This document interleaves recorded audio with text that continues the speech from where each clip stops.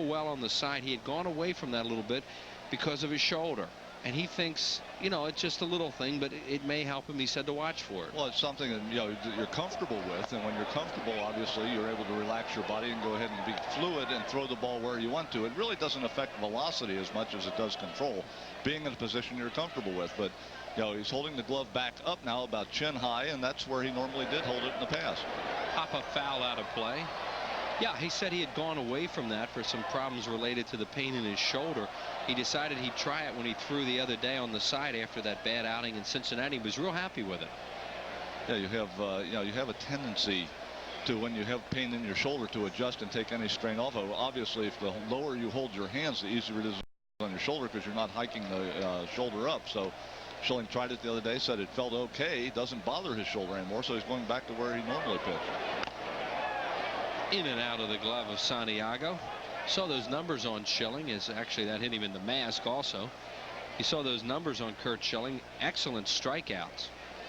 He has 50 strikeouts in 55 and 2/3 innings. Teak has a lot of birthdays and anniversaries and stuff to get to tonight. Yeah, in fact, I have to apologize for the second time tonight because I forgot a few of them last night. So this first group are going to be belated wishes. Happy belated birthday to Beatrice Shapiro of Philadelphia, 78 yesterday. Also, Lena DiBernadetto of Upper Darby, PA, was 80 yesterday. That was belated birthday, and also a belated happy anniversary wish to Rose and Vic Conover, Spring City, Pennsylvania, their 48th anniversary yesterday. We apologize for missing them. Hopefully you had a great day and had a great birthday and anniversary, and we're happy to announce that on the air. They were buried under the spare headset last night. 3-2 to Rodriguez. Struck him out with an off-speed pitch. Whoa, he comes 3-2 off-speed, gets it. Good inning for Schilling. No runs, no hits, no errors, and nobody left on base. No score after a half inning. Bryn Mawr Trust is another of a growing number of local businesses that have gone all blue by offering their employees health plans from Blue Cross and Blue Shield. We believe it's important to provide a quality health care program for our employees. I love Keystone. Just used it last week. Actually, I had to go to the doctor. Absolutely recommend it. We get terrific value from Independence Blue Cross. Go all blue with personal choice. Keystone Health Plan East or our traditional plan from Independence Blue Cross and Pennsylvania Blue Shield. The folks you can lean on.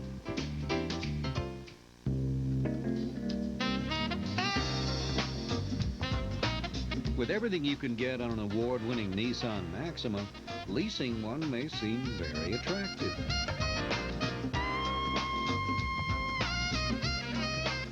For a limited time, we're making it beautiful. Lease a Maxima GXE with automatic transmission for $0 down and $309 a month for 39 months. The sky explodes in a zillion colors in our annual Mellon PSFS Fireworks Extravaganza. Wednesday, July 3rd after the Mets at 7:05 and Friday, July 5th after the Marlins at 7:05. Call 463-1000.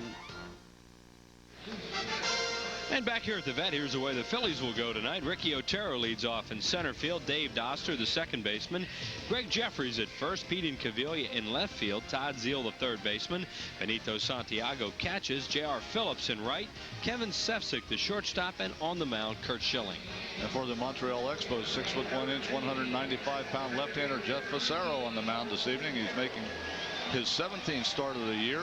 He came within 1 out of his second complete game last Sunday as he was the winner in the Expos' 3-2 win over the Cardinals at Olympic Stadium, giving up just 3 hits in that ball game.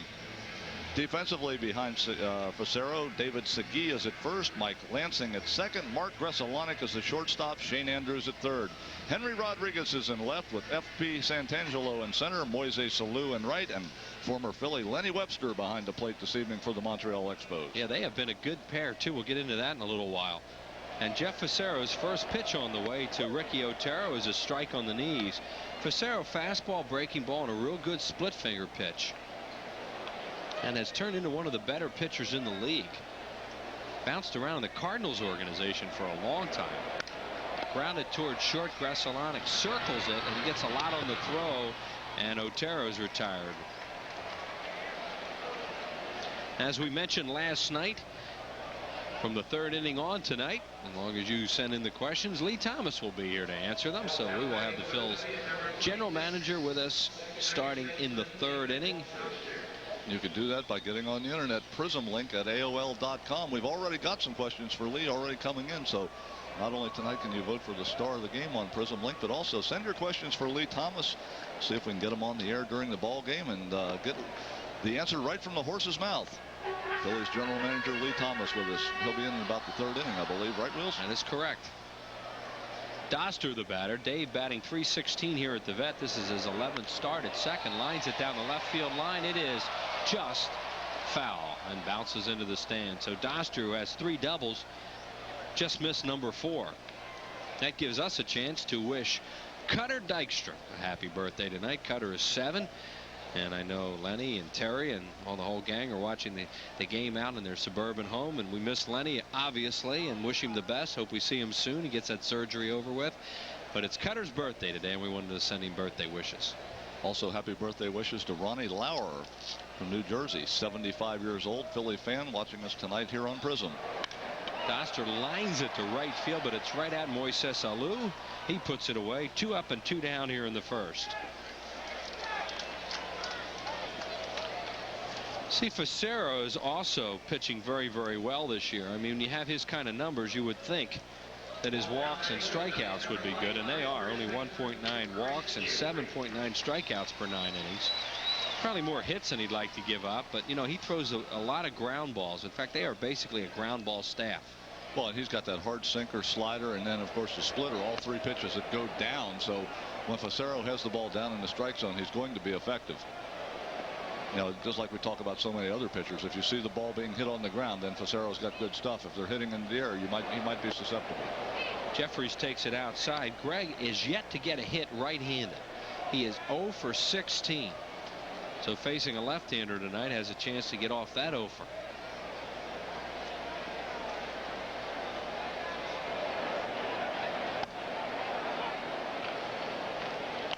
Well, we're talking about birthdays. We've got a couple of very special happy birthday to a couple of Prism kids tonight. Indy Rosen, daughter of Larry Rosen, our pregame host, is celebrating her first birthday today. And also Lee Slobotkin, son of our producer John Slobotkin, is 5 today. All right, happy birthday to those guys. And Andrews throws out Jeffries. 1, 2, 3 go the Phils in the first. No runs, no hits, no errors, and nobody left. Through 1, no score.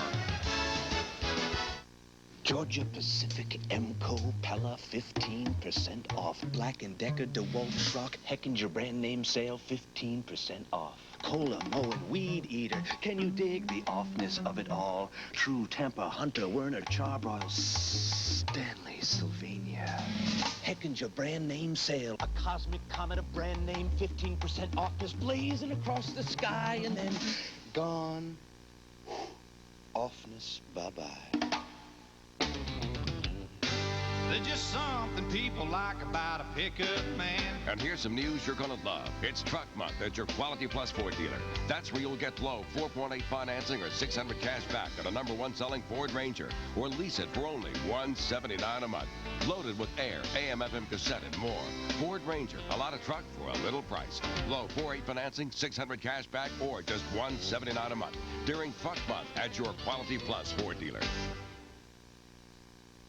Double your pleasure, double your fun when the Reds come in for a doubleheader Monday, July 22nd. First game is 5:05, and you'll see the amazing Christopher between games. We play the Larkin-led Reds again Tuesday, July 23rd at 7:35, and Wednesday, July 24th at 1:05 for a Mellon PSFS Business Person Special, where the sun, the fun, the fans, and the game all come together for a very good time. Call 463-1000.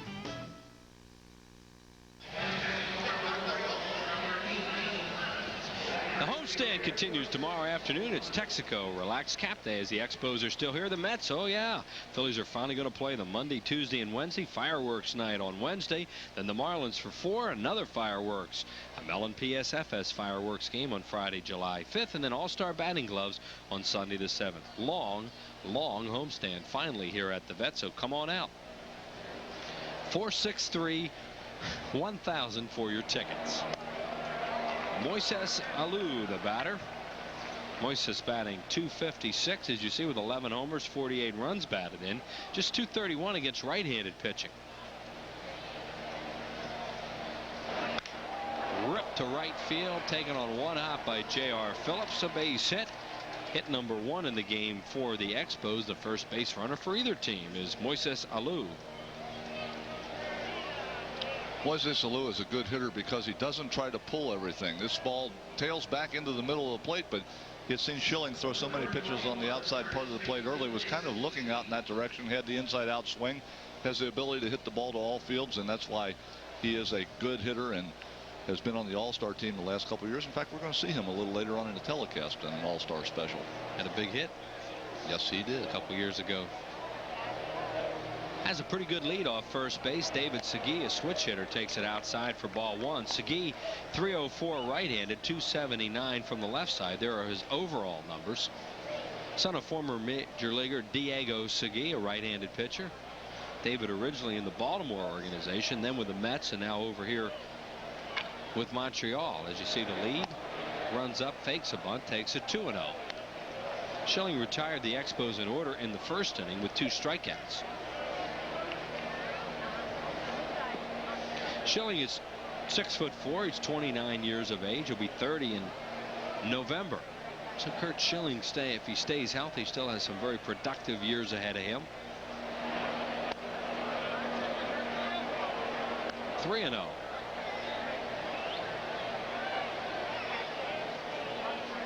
F.P. Santangelo, another switch hitter, waits on deck.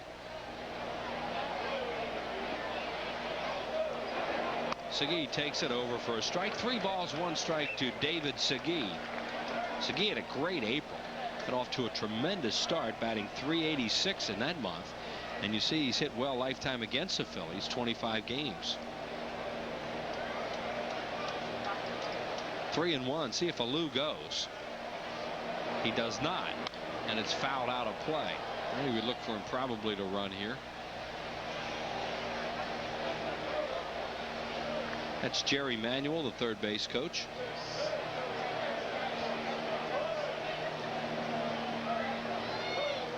And we'll see if Alou runs.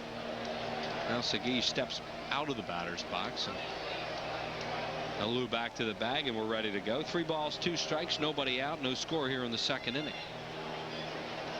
He goes, and Segui a late swing and a foul third base side.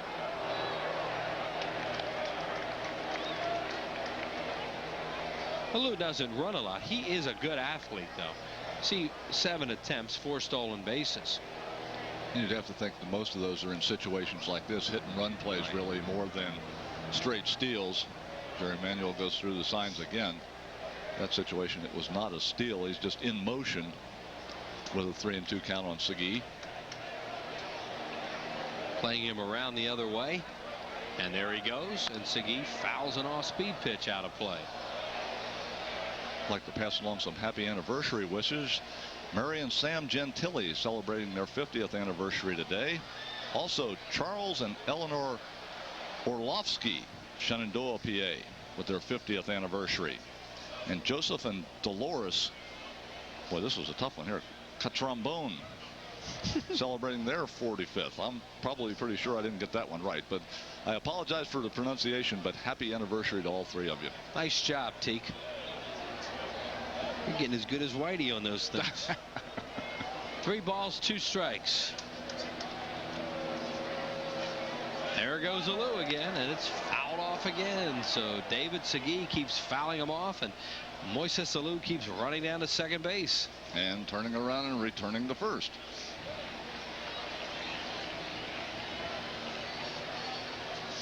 Schilling would like nothing more than get a strikeout here, because Alou might be semi out of gas. Well, he's not getting the greatest jump in the world anyway. You know, when you're in this situation at first base, you make sure that the pitcher throws the ball home before you take off. It's not an idea of trying to steal the base. If you can get the strikeout, you have a good chance of the strikeout throwout double play. Just in case Alou was thinking about trying to get a little quicker jump over at first base, Schilling throws over there.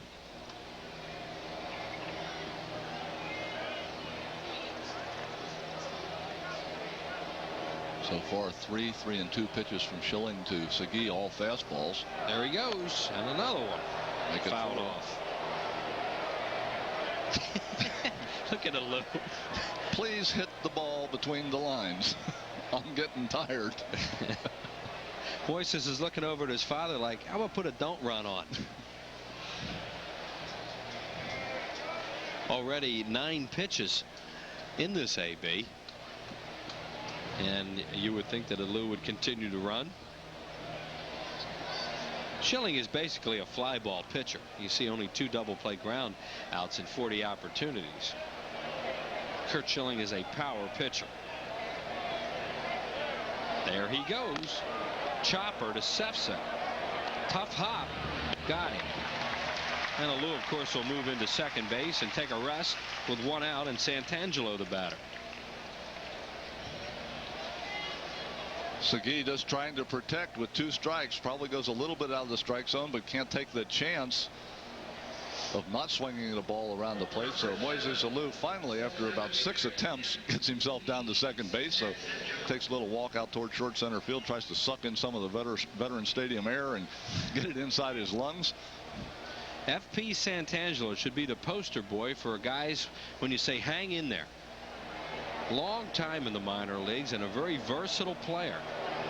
Played a lot of positions down there. Got up last year, played a little bit for Montreal. And now with Rondell White gone, he's played quite a bit in center field for them. In fact, he's batted .280 with 27 runs batted in since White went down back in April.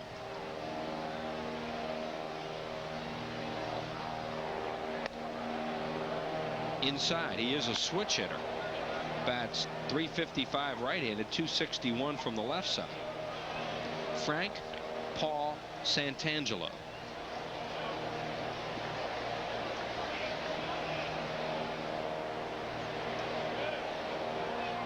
Talk to the Expos people, and to a man they'll tell you, hey, when we get in trouble, we can't go out and buy another player. We just don't have the economics to do that in our organization, so we have to hope that we can bring some people up. As you look at what Santangelo is doing among the rookies, right there in the number 3 spot, Kevin Jordan out with a knee problem. Santangelo is a guy who has filled in nicely for them since Rondell White went down, because they have a very low payroll. And you're right, the Expos just can't go out and buy free agents, or if they're in a pennant race late in the year, they're not going to be the type of club that goes out and gets that one free agent or makes that one big deal to get a premier player, because they just can't afford it. So they have done an excellent job of producing talent throughout their system. And Felipe Alou has to get a lot of credit, because he's taken those young players and just kept putting them out there and giving them a chance to produce, and they have produced. Yeah, well, that's it. They've had good players they brought up. Santangelo takes a strike, and I talked to Joe Kerrigan before the game for a radio show tomorrow that I have, and I said, what's the constant with this organization? What's the constant with this team? He said the manager. Just what you just said. He said he really does a heck of a job. And he had a lot of respect for Alou around the league. Strike 3 called Schilling. A perfect pitch as far as he's concerned. Santangelo doesn't think so. 2 outs.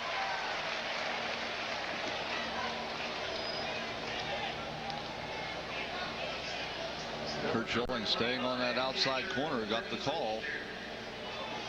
Here's old friend Lenny Webster. Lenny's spending a couple years with the Phillies. And Lenny doing a good job as the backup catcher. Darren Fletcher, who was also with the Phillies, is their number 1 guy. And there are the numbers on Lenny. He's done quite a bit of catching with Facero on the mound. In fact, 6 out of the last 7 games started by Jeff Facero. Lenny Webster's been behind the plate, and there you see what Lenny has done against the Phillies when he was with Montreal before.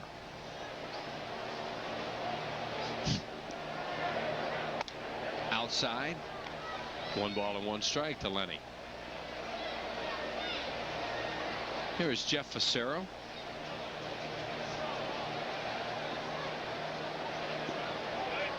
See, the runner in scoring position is Moises Alou with 2 outs now. On deck is Andrews.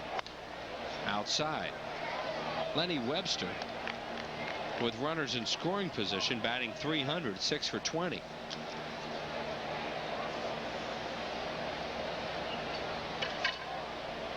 And there is a Lou leading off second base with 2 outs, no score in the second inning.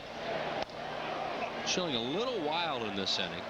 Comes in high with that pitch, and he runs another 3-ball count. That's 3 in a row.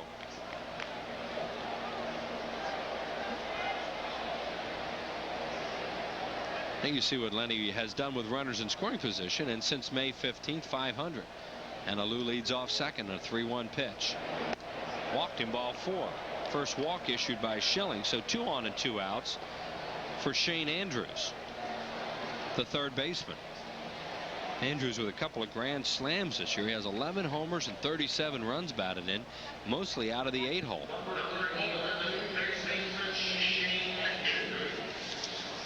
We talked about it last night. Very impressive numbers for a guy hitting in the 8th position. 11 home runs, 37 RBIs, especially when you get in those situations where you're normally at. Now, he's not in one of them now, where you got the pitcher hitting behind you, and a lot of times in open base you have to expand the strike zone. Can't be quite as particular about what you swing at. A position really for a free swinger, and Andrews has done a nice job of adapting to the situation that he's been in and being very productive. See right there, 310 with runners in scoring position, and a little bit better than that recently, 13 out of his last 23, so he has been swinging a hot bat. Yeah, that 8-hole hitter, it's a tough spot to hit because, as you mentioned, you know, you have to expand the strike zone. You get a lot of junk from pitchers, a lot of off-speed stuff, guys just nibbling, not worried whether they walk you or not. Not so much in this case with 2 on. And he's ahead of him 0-2.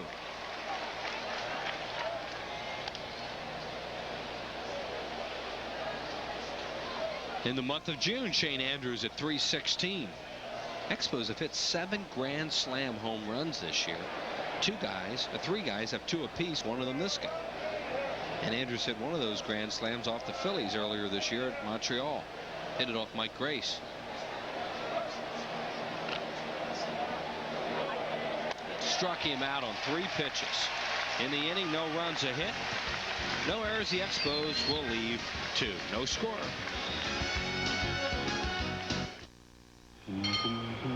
For cars that can benefit from higher octane, Texaco Clean System 3, Power Plus, and Power Premium gasolines are formulated to clean your engine's intake valves, fuel injectors, and combustion chambers while you're driving.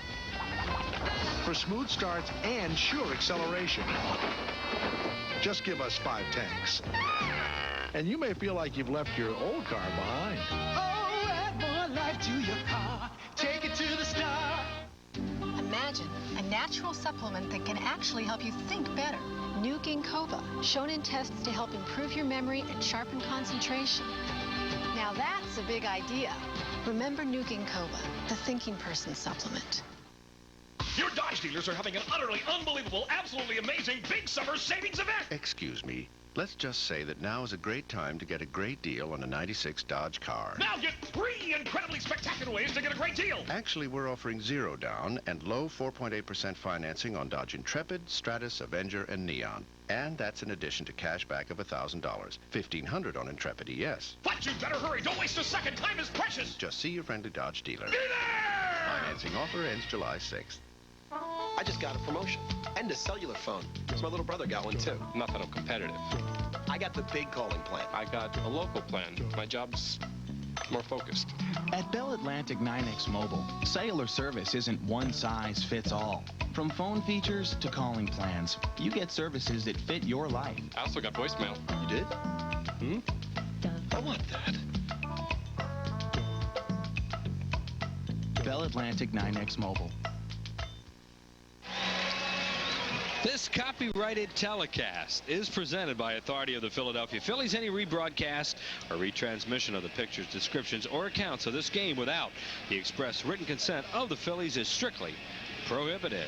We go to the bottom of the second inning. There is no score. 1 hit in the game thus far. 2 base runners for Montreal. Phillies were retired in order by Jeff Fassero in the first inning. Pete Incaviglia, Todd Zeal, Benito, Santiago, 3 right-handers with power to face the left-handed Fassero. Fassero's thrown 11 home run balls this year, all of them to right-handed hitters. As the pitch comes inside. Facero lifetime against the Phillies. This is his 23rd game. He's 3-5 with a 3.61 earned run average. He used to pitch out of the bullpen. That's why he has so many appearances against them. Fouls it off left side, out of play. And that fan with a souvenir. Facero was originally signed by the St. Louis Cardinals. As we look at Mike Lieberthal, had an MRI today and has a tender knee. And the Phillies hope he'll still be able to play. MRI also on Glenn Murray. We have an injury update for you later on. Put it this way, we'll have our daily injury update for you later on. It requires a graphic. I was going to say, can we still get it on one page is the question. Depends on what kind of print they're going to use down there. In Cavilla, boy, those pitches inside made him vulnerable away there, and he had a weak swing. 2-2. 91 on the fastball by Facero. Mentioned he was signed by the Cardinals 22nd round, June of 1984. Fork ball struck him out. Strikeout number 1 for Facero.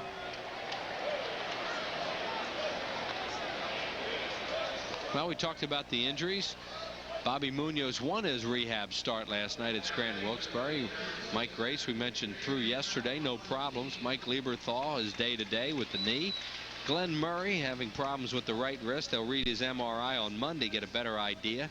Dr. Maroon says he does not have a fracture, so that is a good sign. Isn't that what Dr. Maroon said? I don't want to misquote him. He does not have a fracture, said Dr. Maroon. Todd Zeal, the batter. 421 against the Expos this year. 256 overall. The one guy we didn't get to on that list was David West, who had started on his rehab program and then had a problem with a pulled groin muscle as soon as he got started, so he had to let that cool down, and he's restarting his rehab assignment down in Clearwater, Florida tonight. Here's Mickey. We showed him earlier. Morandini with some batting practice. He might be back by Monday.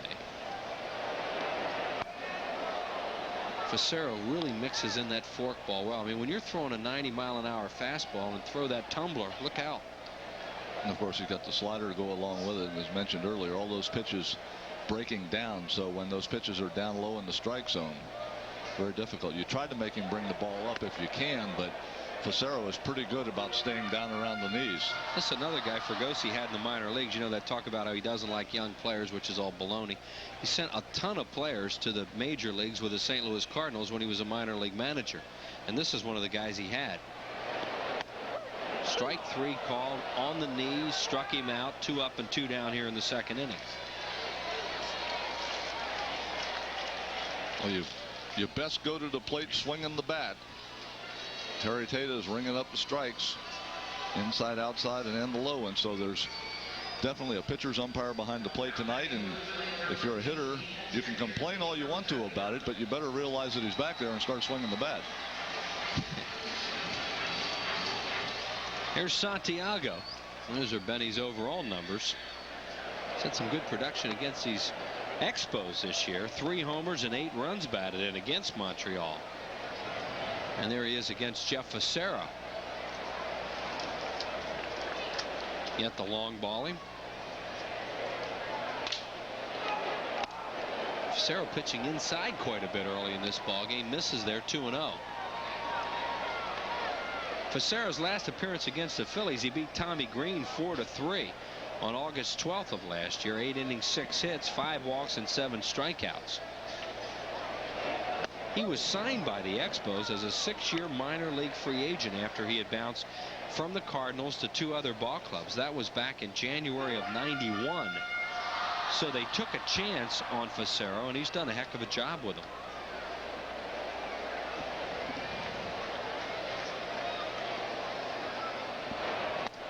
Off speed. That might have been the fork ball again. It's 2-2. Yeah, that was a splitter right there.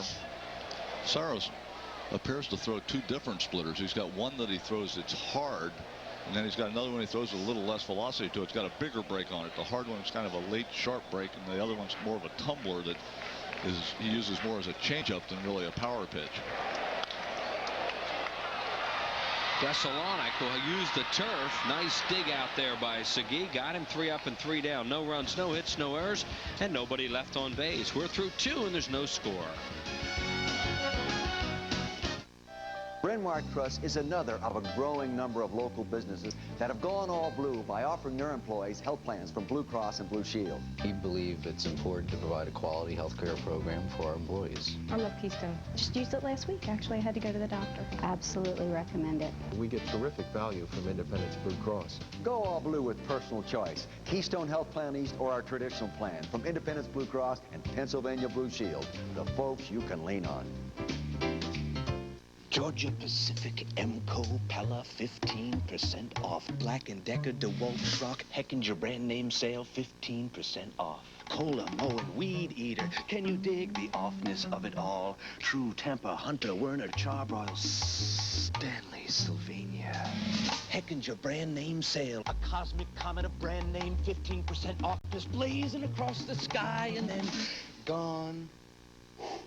Offness bye-bye.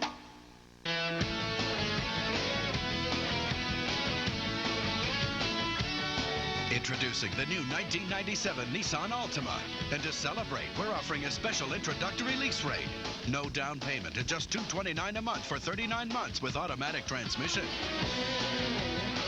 We just wanted to get this new year started right. Get a special introductory lease rate on a new 97 Nissan Altima, but only until July 1st. What a way to cap off June. The Expos come in Sunday, June 30th, 135. And men 15 and over get a Texaco Relax Cap. Soft and comfortable, red with blue accents featuring a Phillies script P. Call 463-1000. Well, this Sunday, don't miss the Sunday night double feature at 7 o'clock. It's Chris O'Donnell as Robin the Boy Wonder and Batman Forever. Then at 9 o'clock, see O'Donnell's more sensitive side in Circle of Friends. The Sunday night double feature this Sunday starting at 7 o'clock exclusively right here on Prism. We head to the third inning, and Jeff Facero will lead it off, followed by Mark Gresalonic and then Mike Lansing.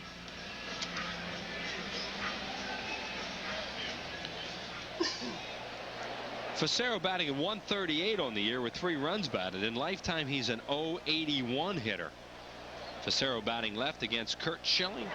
And the first pitch is over for a strike. Schilling thus far has walked 1 and struck out 4.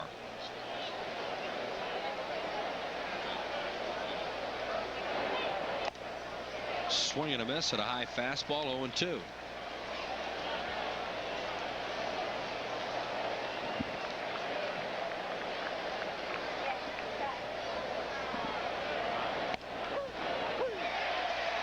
Strike 3 called. Struck out number 5 for Schilling. And he has to. Facero just walked away, and I'm sure he's thinking, well, I hope I get this one when I go out there. Well, expanded strike zone, and then when the pitcher's up, it gets expanded even a little more. Facero, not unfamiliar with striking out. That's the 17th time he struck out in 30 at bats. Now this is a guy who, first time around, remember Mark Gresalonic was a little unhappy about Terry Tate's strike zone. We'll see what happens this time. Oh, that one will never be called a strike. No, and you saw where Santiago set up. I mean, Benny was sitting out there on the outside corner off it a little bit, trying to get that pitch again. 1 ball and no strikes to Gresalonic. There it is, and it's a strike again. 1 ball and 1 strike.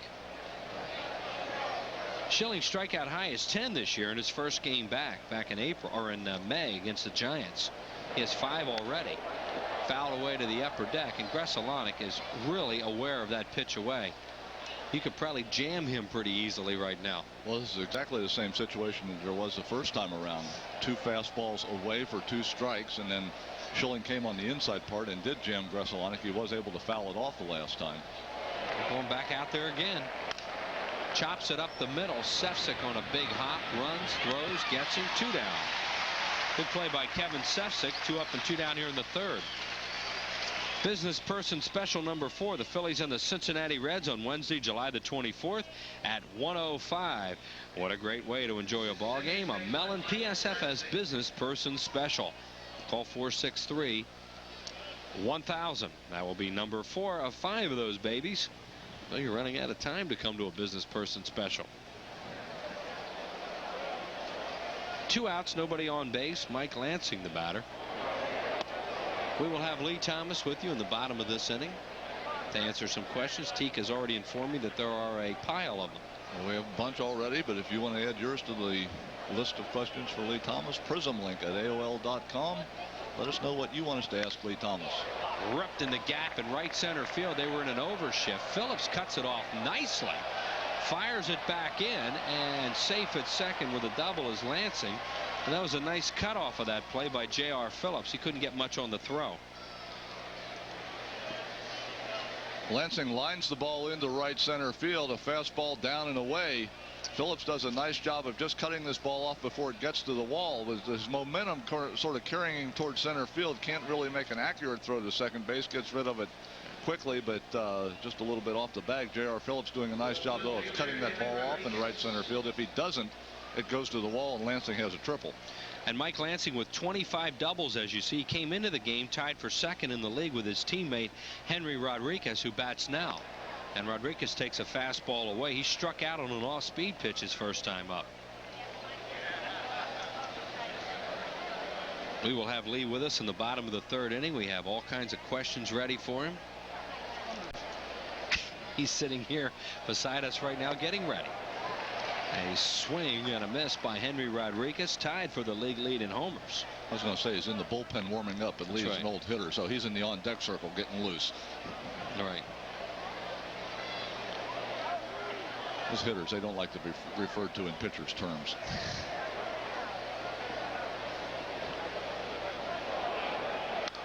Fouled away by Rodriguez off the left side. Rodriguez is having some years. Second in the league in total bases with 185, and tied for first in extra base hits with 49. And you see, not too bad with runners in scoring position. He has 24 doubles and 25 homers for those 49 extra base hits.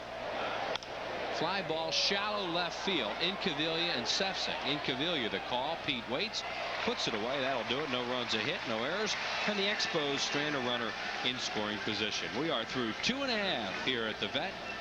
No score.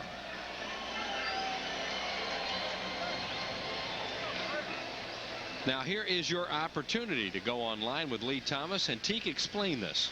Well, if you want to talk to Lee and ask him a question, prismlink at AOL.com. Just jump on the internet, get a hold of us, let us know what your questions are for Lee, and we will pass them on to him. We will be back in just a little while, and as soon as we get back to the bottom of the third inning, Lee will join us, and we will be ready to go asking your questions. In fact, Lee's right here right now. I'll back up a little bit so you can get your beautiful face on camera, Lee. And are you properly prepared now? Have you been doing your stretching? We don't want any more injuries up here now. No muscle pulls or anything like that. I'll tell you what, if we can stay away from injuries, I'll take it. It's been tough. Well, we have all kinds of stuff lined up in front of Lee Thomas. We're going to get to it as soon as the inning starts. And we do appreciate you coming in here and doing this, because it's easy to do it when things are going nice, and it's a lot tougher to do it when things aren't. So thank you. Boy, Chris, you're right. You know, I've been thinking, I know Hillary talks to Eleanor Roosevelt. I think I better talk to Casey Stengel here. Walter Alston or somebody, yeah? There you see the score right now. The Expos have 2 hits in the ball game so far. And Teak is going to do the honors of asking you these questions, so fire away, big boy. Well, first question, Lee, comes from Kim. She wants to know if the club plans on retiring Darren Dalton's number 10 uniform number. That might be a little premature. I think we probably have to retire Dalton first before we do. You don't want to retire uniforms with guys still in them. Yeah, no, that's for sure. I think that's something you're going to have to wait a little while on and really see what happens down the road yet. If we knew for sure what was going on, maybe we could answer that a little bit better, but that's something we're going to have to hold on. I know Bo would like to have it back. Yes, he would. I heard that the other day. Oh, yeah. Here's J.R. Phillips. Had a big ball game last night with a couple of home runs. There's Larry Boa, who was known as 10 around here for a long time, but not recently. No, not recently. Phillips playing against a left-hander tonight with Glenn Murray unable to play, and this should be a good test for him. Oh, my goodness. Oh. I think that fan knocked that ball down. I hope. I saw him stand up. I think he saved. Yes, he did. Nice going. That guy right there jumped up and knocked that baby down. That was a screamer. I hope he's all right, but he certainly saved some people around him. Some people owe him a lot for that. Right I'll tell you what, they're all still smiling down there, so everybody must be all right. I think JR is out in front a little bit here. Lee, this is a guy you like a little bit, huh? Yeah, you know, I think he's got some power. If he can make a little more contact, you know, you can take a low batting average for home runs and RBIs. He may not do it tonight, but, you know, the one thing about him, they said he does hang tough against left-handed pitching. Yeah, and this is one of the tougher ones in the league right now is Jeff Facero. I say, if he can hang tough on this guy, he can hang tough on anybody. See, he pulled off there. That's a tough guy to hang in there against. Struck him out. 1 out here in the 3rd. Talk about Facero and that hard slider that he throws along with the sinking fastball and the splitter. He throws the hard slider right here to Phillips, starts it on the outside part of the plate and just has it break down out of the zone. JR not able to hold up the swing. Kevin Sefcik getting a start tonight. That's the 6th game he started at shortstop. Takes it inside for a ball. Sefcik at 238 with a run batted in. You know, Kevin's a scrambler, boy. He goes out there and he gives you all he's got, and he just keeps battling them, and I like that about him. What's the latest on Stocker? Oh, right at Shane Andrews. Stocker's been playing very well, and you know, I think in not the too distant future here, I think it'll be about time to maybe get him back here. I think this has really helped him going down there. Here's his rocket hit right at Andrews, who does not have long to react. That's the old hot corner. Yeah, third base is a self-defense position, and that's exactly how Shane Andrews caught that one, self-defense. Schilling at 235, and a lifetime 159 batter is Curt Schilling.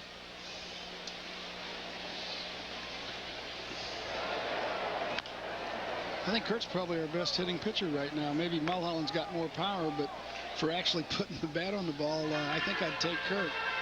Well, he's working on it. There's Mulholland, who hit that long home run at San Diego this year and also has a couple of doubles. 400-footer, that's all you used to hit him, 400. Well, I don't know about that.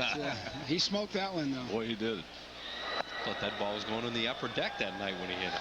You know, the night he hit that home run, that put him ahead like 5-0, and a couple of our guys hit one about as far as Mulholland did, I think, if I remember right. There's Terry Mulholland, won here at the Vet last night as the Phillies had a team-high 16 hits, season-high 16 hits. Schilling with the count now at 1-2. Lee Thomas is going to stay in here. I'm going to head out, and Andy Musser will be back with TK after this half inning, and they have a lot of questions to go over. So I know Lee's going to have some fun. And maybe I'll see you later. Oh, I can't wait, Chris. Swing and a miss, struck him out, and that'll do it. 3 up and 3 down. No runs, no hits, no errors, and nobody left. Andy will be back with you guys right after these messages. Travel provided by U.S. Air. U.S. Air is proud to announce new daily nonstop service from Philadelphia to Munich, Germany.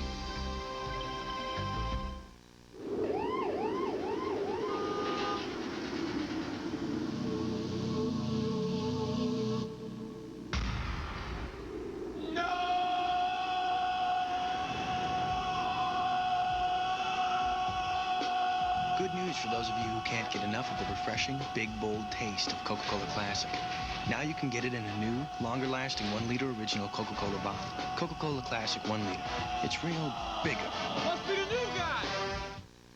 What does the phone number 1-800-CAR-LOAN mean to you? It means if you call 1-800-CAR-LOAN today, you could be driving tomorrow. It means if you call thinking you have bad credit, think again. If you call, wait a minute, call 1-800-CAR-LOAN now. You'll get what you called for, a car loan. And of course, a great-looking car. It's as easy as 1-800-CAR-LOAN.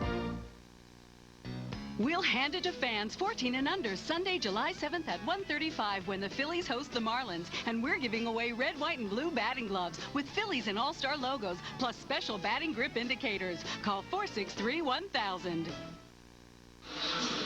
Back at Veterans Stadium, we're scoreless as we head to the top of the 4th inning.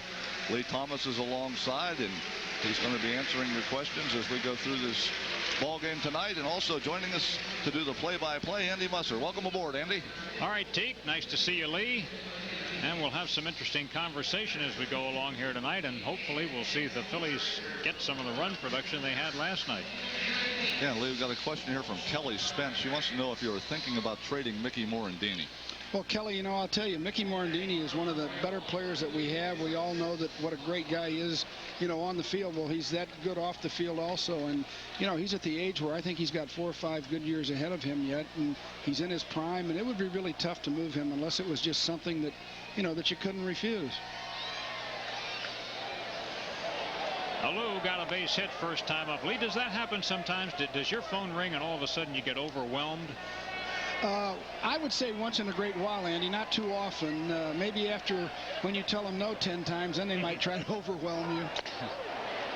Depends how much they really want them, huh? Yeah, it really does. You know, I think you can sense when things are starting to heat up, and you know when the guy's going to come back with a better offer, and you wait on him, and you know, patience pays off a lot, I guess.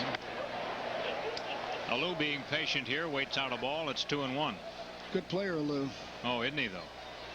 I got good news for you. Some fan downstairs last night was saying, "Hey, Alou, why don't you sign with the Phillies next year?" He said, "I might." Yeah, I think if you asked 10 of them that were going to be free agents, would you sign with the Phillies? Yes, I will.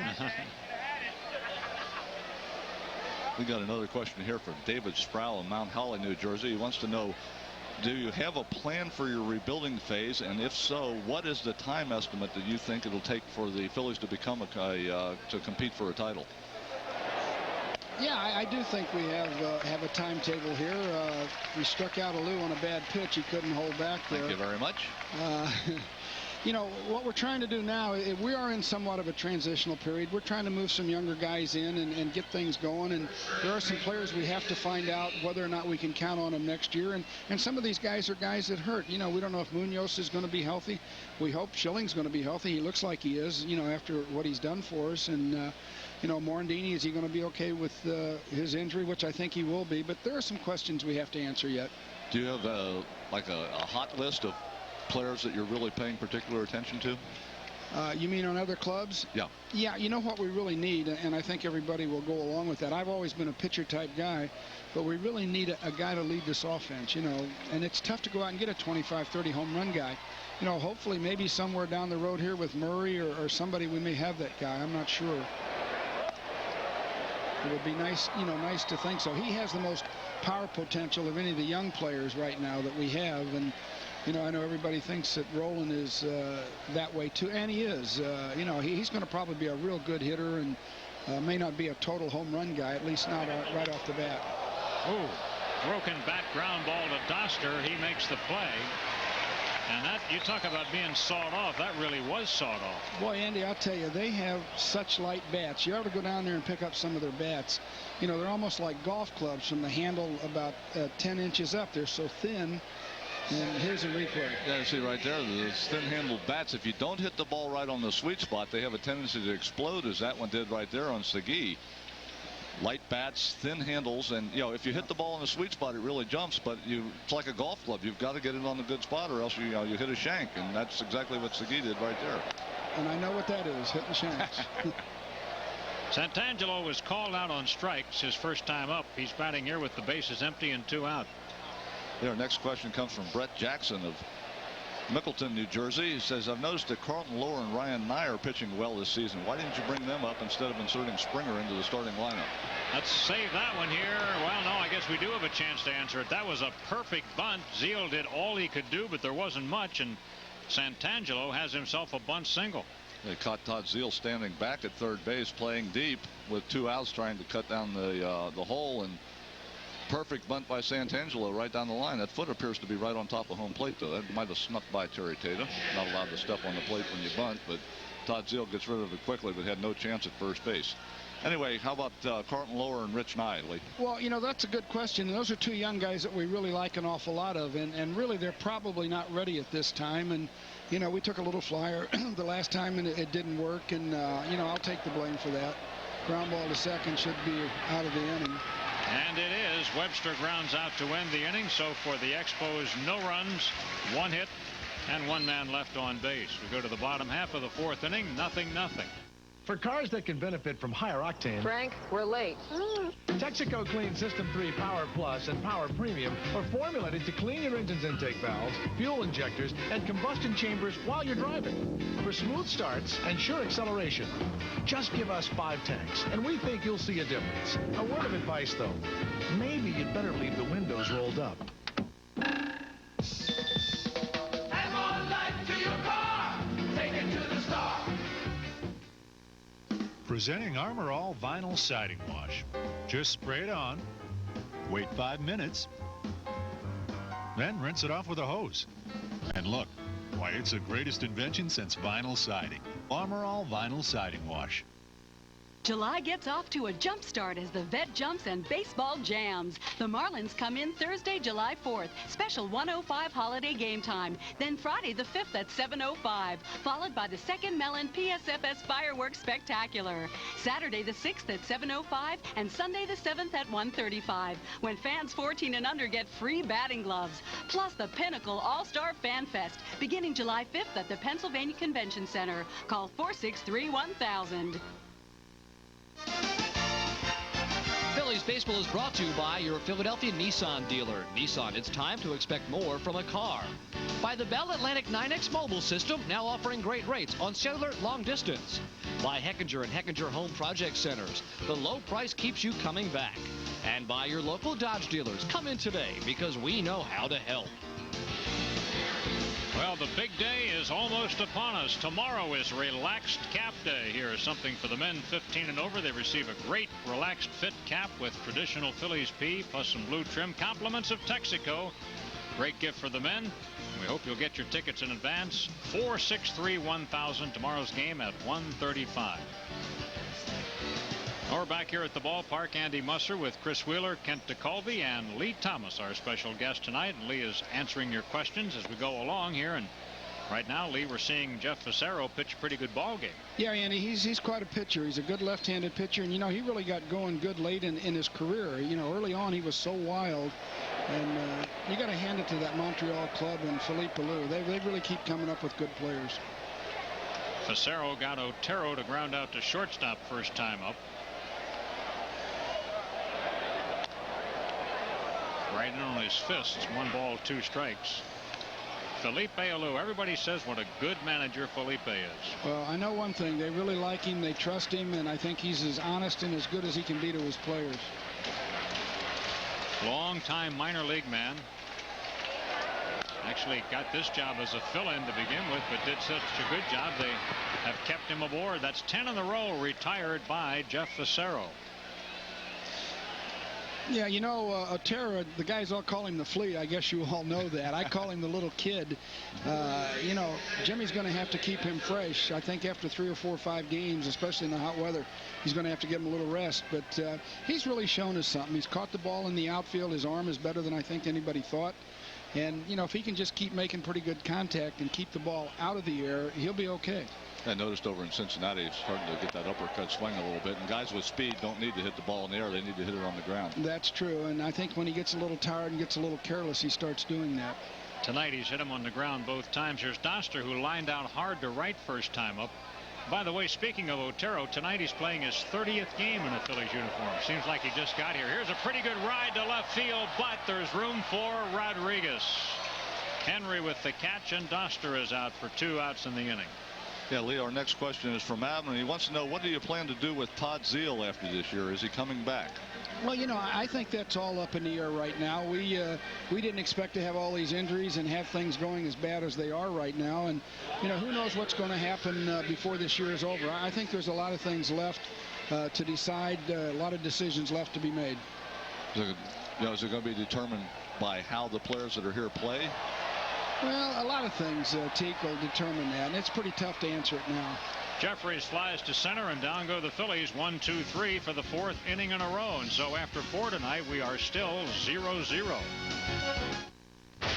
Ford Explorer. America's #1 compact sport utility, cutting its own path with switch-on all-wheel drive. Now, with V8 power, for more power and more pulling capacity than ever before. Plus, Explorer has the most room in its class and is rated highest in quality. Ford Explorer, now specially priced during Ford Truck Month. Only from your Quality Plus Ford dealer. Save now on Explorer during Ford Truck Month. Time. You never seem to have enough of it.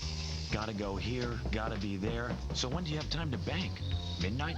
Sunday morning? Why not? At Mellon, Thank you for calling. we offer 24-hour telephone banking services, hundreds of ATMs, full-service offices, plus many Acme Market offices open 7 days a week. Sound convenient? Call 1-800-MELLON-24 and find out how you can bank where you want, when you want. Mellon PSFS. Hi, I'm Samir, and this is my mobile station. Paula loves to keep the station clean. Being clean is just a part of being nice. I've always been a clean person. Maybe that's why they hired me.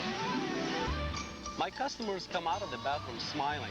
That's all part of Friendly Serve. And all the mobiles are going to be just like this one. Bright, beautiful, and clean. Mobile Friendly Serve. How can we help you? Lots of official all-star merchandise is available. You'll want to get yours to commemorate this great event just around the corner here in Philadelphia. We've got caps, shirts, sweatshirts, sweaters, pins, golf balls, you name it. And it's all just a phone call away, 463-1000. You can also request a color brochure showing some of the great items, and that's also your number for Phillies merchandise as well, 463-1000. Well, it's 0-0. The Expos have 3 hits. The Phils don't have a base runner as yet. Go to the 5th inning. Here's Shane Andrews to lead it off. He struck out first time around, and Teak is burning to ask another question. Kent? We'll take a first look at this first pitch, high and away. Lee, Mike Durr of Wilmington wants to know, what is the timetable? We've heard a lot about Scotty Rowland moving from AA to AAA. What is the timetable for him joining the team, and who are the pitching prospects that the Phillies have in the minor leagues? Got a 2-barrel question. Well, as far as Scott Rowland goes, you know, I think he's going to kind of tell us when he's really ready. You know, he's playing up in Scranton, and hey, he's under a lot of pressure there. And I mean, he's going to be under pressure here too, regardless of how you look at it. And I just think we play it by ear and see what happens. I would like to see him up here before the year is over. As far as our pitchers go, you know, I think we've named a couple of them: Nye, Lower, Gomes. Down below, we've got 3 teenage guys: Coggins, Knoll, and Berger. We like all 3 of them. So, you know, things are looking a lot better than they had in the last few years here. Lee, did you see the Red Barons last night? No, I saw the Reading Ball Club. Oh, I see. Okay. Yeah, I saw Lower pitch and Hunter pitch last night. And impressions on them? They both pitched very good games, and Gomes saved both games. He had an outstanding curveball last night. He was still throwing 93, 94. But if he ever gets where he can really locate the fastball with that curveball, this guy can come up here and pitch. And people say, well, he's nowhere near ready. Well, I disagree. Once he gets his control down with the stuff he's got, he can come up here and pitch. Well, if he does, we'll find a spot for him. I think we can do that, yes. The 1-2 pitch. Andrews takes it away.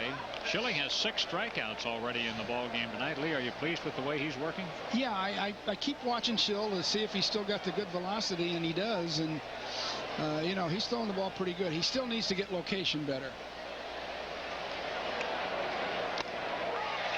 Andrews strikes out on a bad pitch.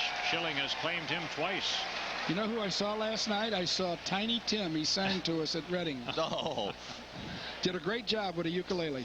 Well, talking about tiptoeing through the tulips, Schilling just tipped right through Shane Andrews right there with that hard fastball on the outside part of the plate. Very nice, Teague. Very nice. Here is Facero, called out on strikes his first time up. The next question is from John Kramer. He wants to know if you're going to get Mike Lieberthal some more playing time if he is healthy, which I guess is the big question right now. And he has another question about Scott Rowland, so we've already talked about Scotty Rowland. But what about Lieberthal? Well, we think Lieberthal is going to be healthy. He's got a bruise on his knee, and it's a little, it's bothering him a little bit. But hopefully, in a couple of days, he'll be all right. He could probably catch tonight if he had to. Yeah, we'd like to get him more playing time. You know, we're in a rock and a hard place here with Santiago. He's got to play, and yet we'd like to see Lieberthal. So, you know, Jimmy's going to have to share some time with him. I would imagine with Lieberthal, one of the questions would be, you know, if indeed he is going to be the #1 guy next year and have to catch, you know, 130 games or something like that, you have to find out in the second half of this season if he indeed can catch that many games. We've seen him, you know, he obviously is a lot stronger this year, but, you know, the wear and tear of catching every day, you have to see how that reacts. Well, that's true. And, you know, he has shown us that he is a pretty strong young man. And, you know, he came from 159 to about 180, 185. And this kid's a strong kid. He can hit that ball almost as far as anybody on this club. Really a freak play where he was injured in Cincinnati the other night, going back to catch a foul pop fly, and his spike caught in the AstroTurf.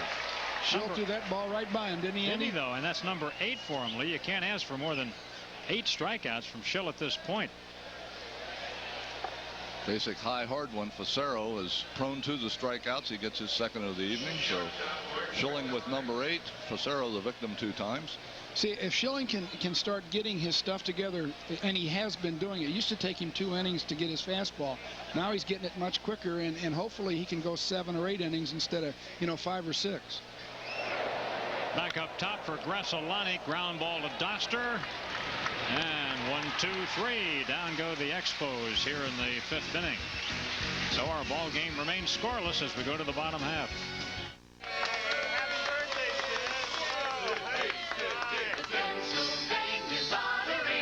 Sure, they're having fun playing the daily number. But are they having as much fun as they could be? Not if they've forgotten to buy these, the tickets. Hi, I'm lottery ball number 7. Let's see what would happen if they remembered.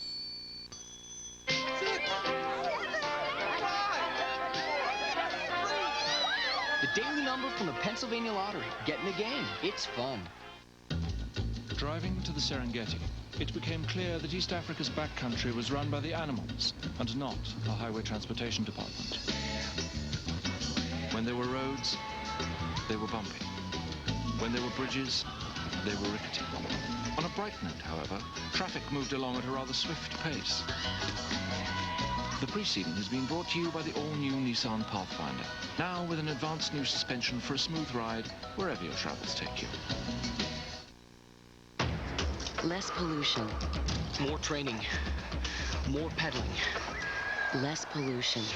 More sweat. More hills. Less pollution. More sore thighs. Who's reducing air pollutants by over 3 million tons a year and donating natural gas vehicles to the Olympics? Pico Energy, proud member of the American Gas Association's Clean Air Team, official sponsor of the 1996 Olympics.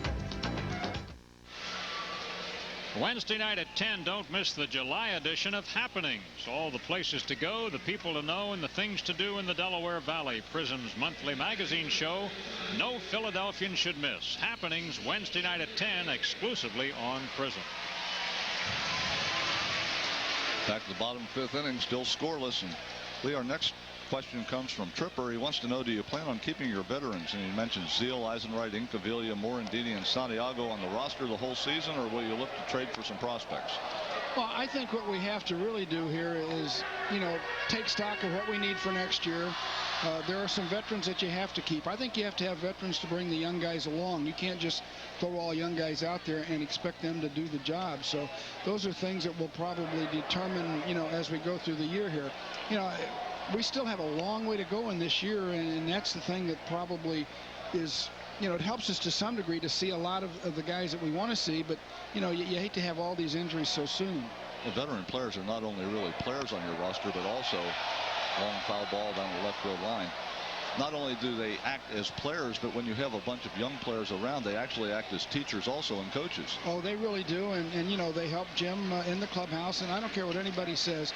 A manager needs some veteran ball players who want to kind of police that clubhouse. We don't have it like we used to. You know, Dalton and Kruk and Dykstra, those guys really police that clubhouse. So now it's up to guys like Schilling and Morandini and hopefully a couple other guys here to kind of keep that thing going. Well, speaking of young players, Sharon wants to know, what criteria do you use to determine when a player is ready to be called up to the big leagues, one of the minor league players? How do you know when a player is ready to come to be part of the big league club? Well, I think the one thing a player will really tell you, once you get him up to AA or AAA, hey, and I firmly believe a player can come from AA just as easy as he can from AAA. And, you know, you see the guy and the manager tells you his makeup, his mental makeup, is he doing the job? And it's not that hard to figure out when a guy is ready. Strikeout number 5 for Facero, and the 13th consecutive batter he has retired. There has not as yet been a Phillies base runner in this ball game. Facero down in the strike zone again. The slider this time, or no, that may have been the splitter actually when I look at it again. Facero with that diving splitter down, and Incaviglia not able to lay off of it. Here's Zeal, who was called out on strikes first time up. Marv Rosenberg of Newtown, PA, wants to know, what is the status of Tyler Green? How's he coming along? Well, Tyler's in the park today. He's about ready to start lobbing the ball. Things are going great. You know, his shoulder feels good. He had the same operation that Schilling had, and Dr. Morgan did a great job on Schilling, and I think he's probably done a good job on Tyler Green. Hopefully, we'll see something at the end of this year, or even the instructional league, to let us know whether or not we can count on Tyler next year. So really it's kind of a look-see situation with Tyler right now, trying to just evaluate where he will fit into the plans next year, but not really as far as fitting into the plans with the ball club this year. I don't think so. You know, I can tell you definitely if he throws the ball the way he did the first half of last year, we knew something had to be wrong with him the second half, because he went, you know, from so good to so bad. But if he gets the same velocity back, he'll be in this rotation next year. Webster just visited with Facero, who has fallen behind one of the few hitters that's happened to tonight. He gets this one over. It's a 2-1 count now. He's pitched ahead of most hitters. How about Florida over Atlanta and Smoltzy tonight? They've got it going. They do.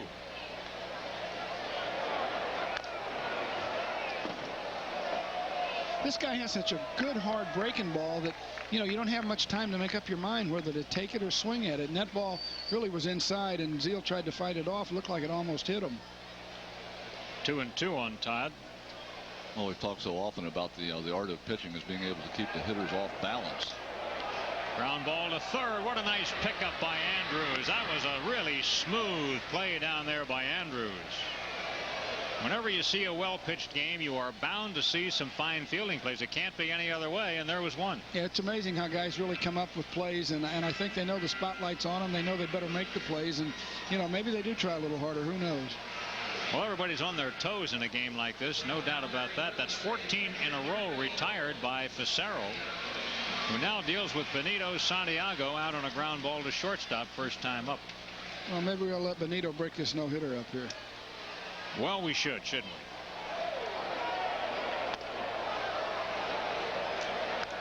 Facero has really been in command so far.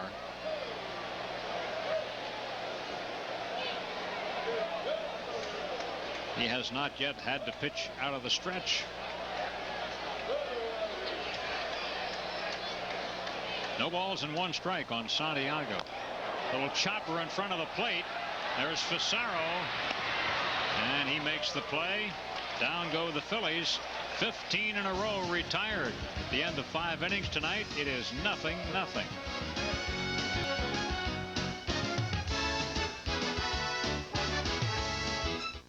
52nd in Madison. 52 in Madison. How are you? Good, thank you.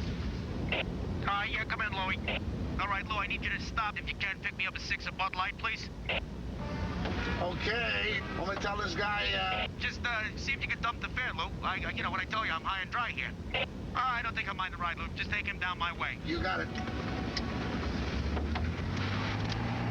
Where are we going? For the great taste that won't fill you up and never lets you down. Bud Light, I said.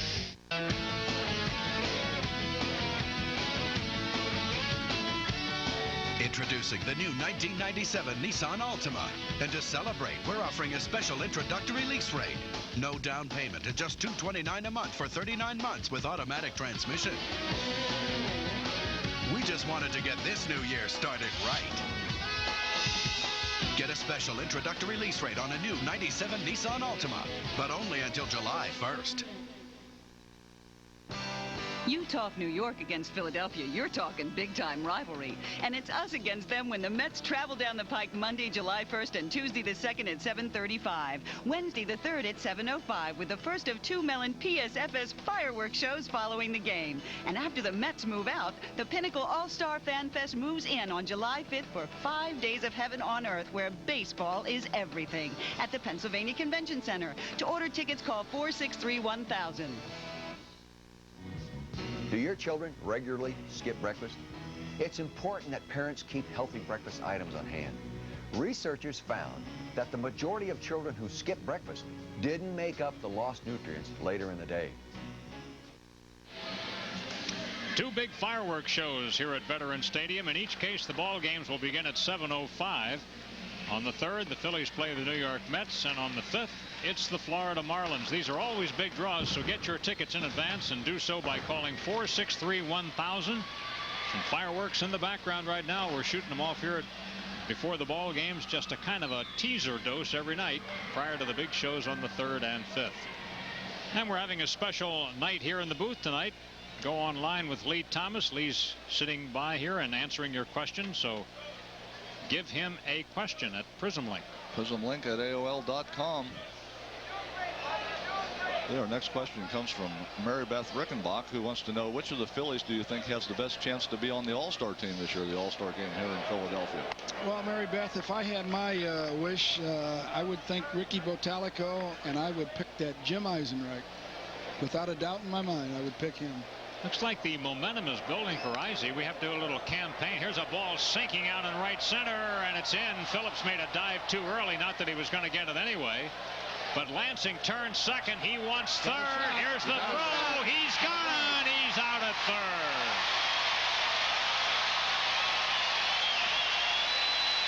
Duster with a great relay. That's about the second or third time Doster's made a great relay for us and got the guy. He did it last night. We see the ball here in the gap. Darrell Phillips comes up short on a dive. Otero gets the ball off the wall and gets it back to Doster in a hurry.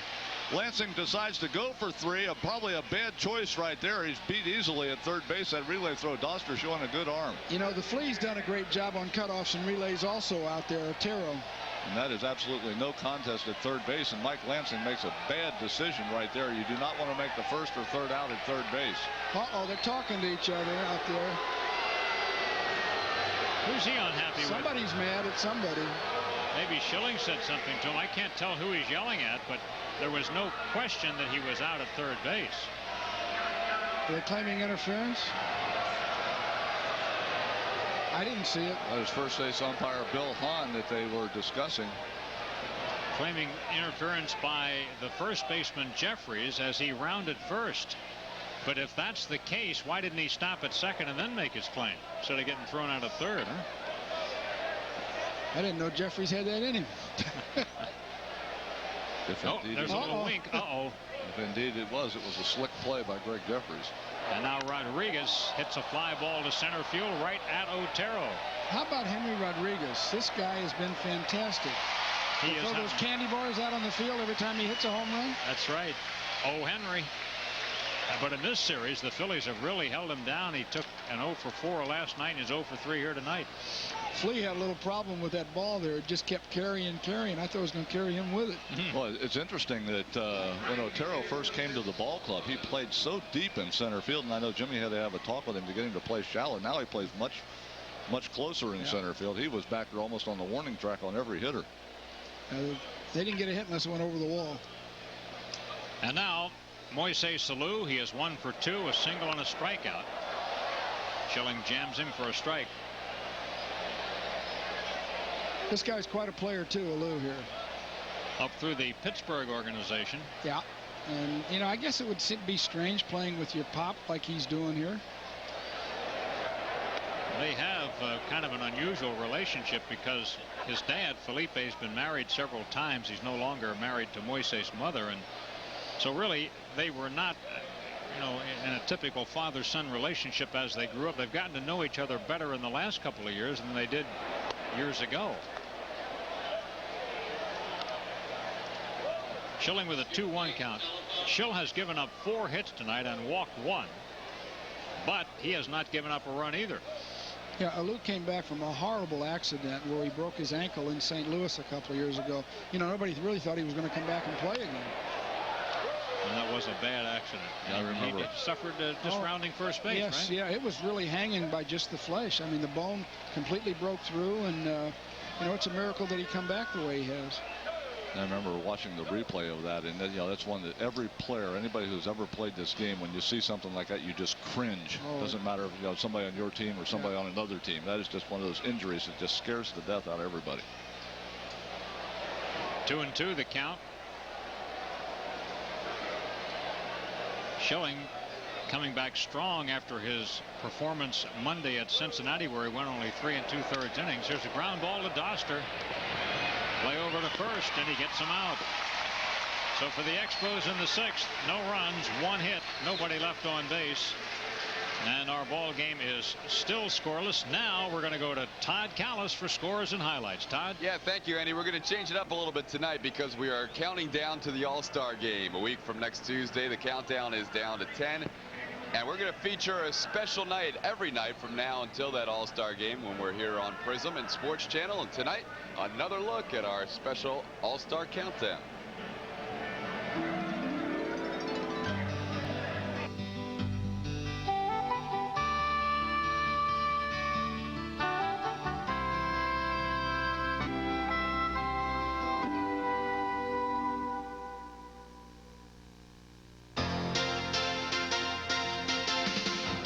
'94 and the All-Star game returns to Three River Stadium, Pittsburgh.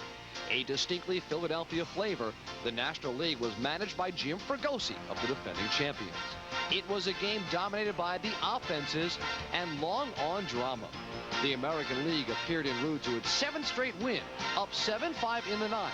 But a low fastball from Lee Smith to Fred McGriff was sent out to left center, and the National League had forged a tie. The Phillies' Doug Jones would send down the American League in the 10th, setting the stage for the bat of Moises Alou and the legs of Tony Gwynn. First at bat of the night for him.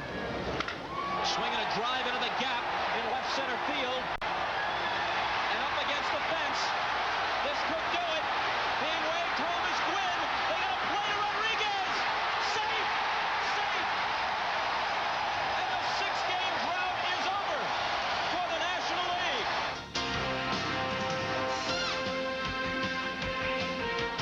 That was in 1994 at Pittsburgh's Three River Stadium, and Moises Alou had tears in his eyes walking up to the line when he was introduced as an All-Star. As Lee Thomas was talking about earlier, it was the culmination of him with that just devastating dislocation of the left ankle and fractured fibula, and that kind of capped off the night at Three River Stadium. And quite a night for the Phils, Doug Jones as well, as they will try and continue a streak. It's been 2 straight years, guys, of the Phillies closers winning the All-Star game. Jones since '94, Heathcliff last year, and maybe this year Ricky Metallico will get a shot. Back to Andy Muster, Kent Colby, and General Manager Lee Thomas.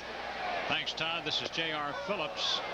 We mentioned earlier that no left-handed batter has hit a home run off Facero this year. He's given up 11 home runs, but they've all been hit by right-handers. Phillips struck out first time up. And he does so again. That's strikeout number 6 in the ball game for Facero. 16 in a row retired by this guy.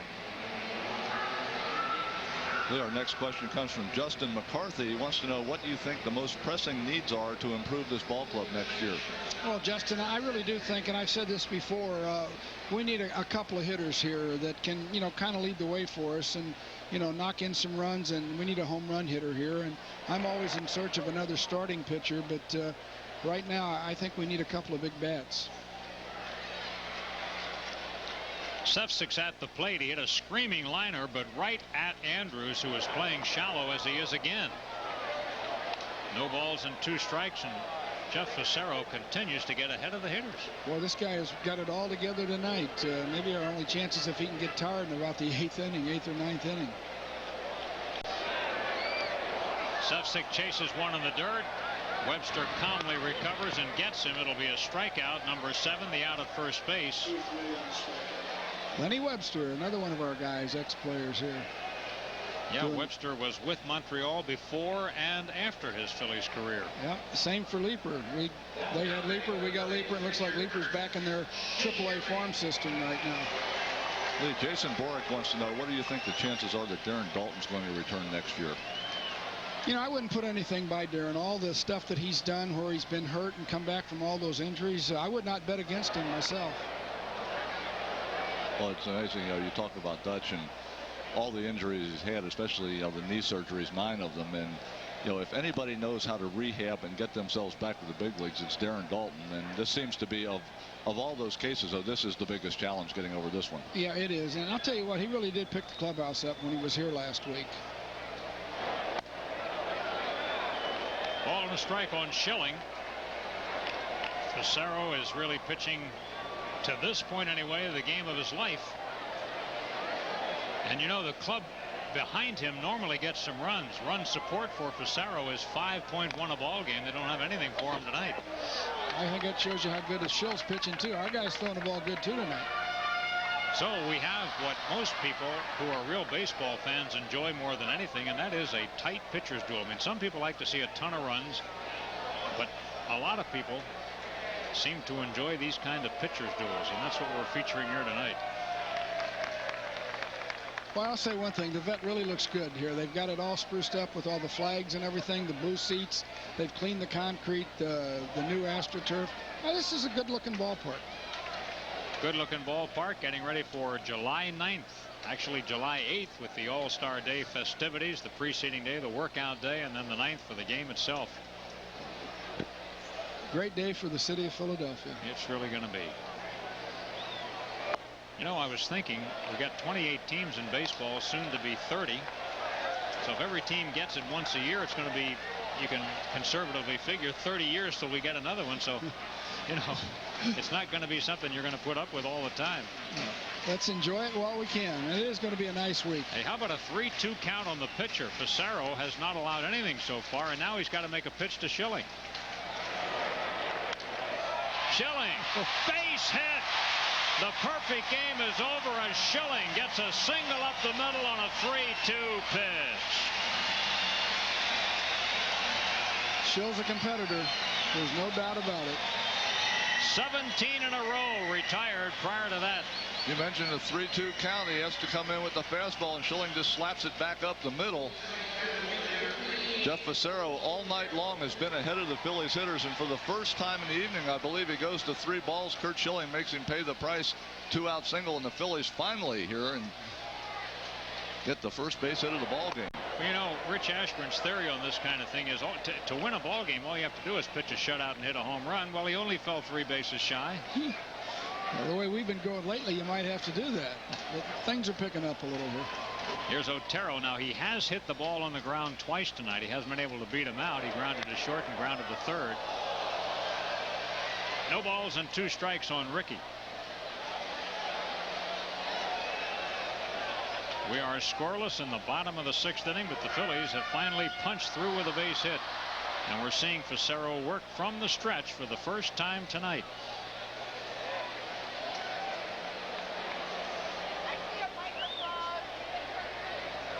"17 batters shut down consecutively at the outset by Fassero, way outside, trying to get Otero to chase. You know, a pitcher goes this good, you know, this many innings. A hitter, when he gets 2 strikes, he's really got to be careful, because you know that umpire is going to have a tendency to give him anything real close. And it looks like Tata does have a fairly wide zone tonight. Yeah. Breaking ball, swing and a miss. That could have been the split-fingered pitch. It's strikeout number 8 for Fassero. And down go the Phillies. No runs, 1 hit, and 1 man left on base. Chris Wheeler back in the 7th. This game is 0-0. Hi, Mike. What do you want? Number 5.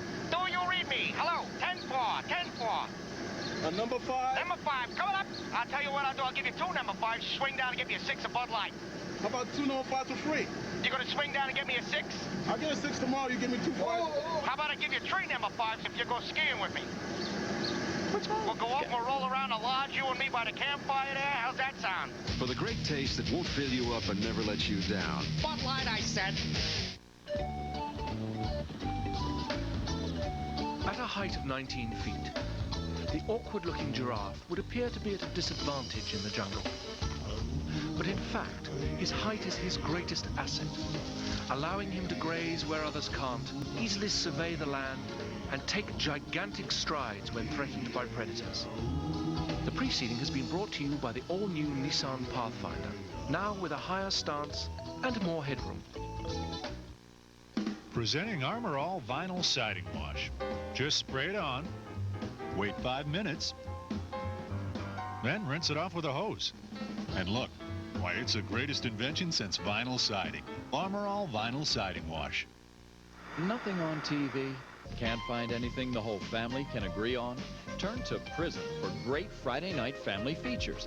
Every Friday night starting at 8, there's something for everyone on Prism. The new and the classic. The hilarious and the heartwarming. The best family films on TV. The Friday night family feature every Friday starting at 8 exclusively on Prism. The best thing about home on Fridays. Back at Veterans Stadium, nothing but goose eggs through the first 6 innings. Nothing going on. The Phillies with just 1 base hit. The Montreal Expos with 4. We head to the top of the 7th inning. Coming back in to do the play-by-play is Chris Wheeler. Welcome back, Wheels. All right, Teak, nice to be back with you guys at a good ball game so far, as Curt Schilling has just broken up the perfect game of Jeff Facero's 2-out single to center. Look at the way these two guys have pitched. Both of them with 8 strikeouts, only 1 walk in the entire game. As advertised, good pitching here tonight. Jeff Facero and Curt Schilling. David Segui will lead it off, followed by F.P. Santangelo, 2 switch hitters, and then Lenny Webster. Our next question comes from Paul. He wants to know, if Darren Daulton retires, does that free up some of the salary to sign some free agents? Well, I think that's kind of a tricky question here. You know, I don't know if you would use the word retire or what. You know, I know there's been a lot of talk about, you know, the club has insurance. Well, every big contract that's written, clubs try to get insurance on it. And whether or not, how we're going to come out on that, I don't know yet.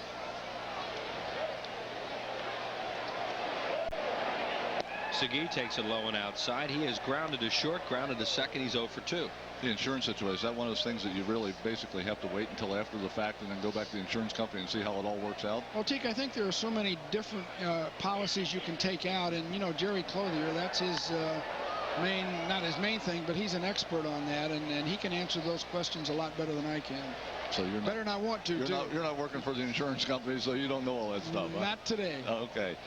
Next question is from Edward. He wants to know, is Gene Shaw still in the Phillies' plans? Well, you know, Gene hit a home run last night, Edward, and you know, he had some problems with his eyes and some other physical problems, but he's back playing now, and you know, this guy still has a lot of ability, and you know, I don't think you could ever count him out. Oh, excuse me, swing to Zeal, throws low, and Jeffries has it on the hop and got him 1 out here in the 7th inning. Mr. Jeffries has played some pretty good defensive first base. What's he trying to tell us? He don't want to leave there? He must be. He's told you that from day one. Yeah, he's heard the rumors. So wait a minute, day one he was a left fielder. Yeah. Who wanted to be a first baseman? Right. Good play by those two guys. Yeah, he has played well over there. That's one of the few first, second, first double plays by the first baseman we had last night. I saw that on a highlight. So Santangelo fouls one off, left side out of play. You have to get a little used to every time a foul ball comes in the area. Wheels is a little jumpy right now. I saw that. The other day. He ducks and bobs and weaves. Next question, Lee, is from Steve. He wants to know, what is your opinion of interleague play? Very interesting question. Steve, I'll be honest with you. When I first heard about it, foul ball there, I really didn't like it. But the more I think about it and the more I see, I know it's going to be great. Apparently, we're supposed to play the American League East.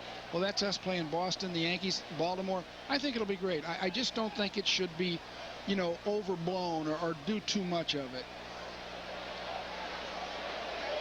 No balls, 2 strikes on Santangelo. Has a bunt single along with a strikeout tonight. Curt Schilling with 8 strikeouts.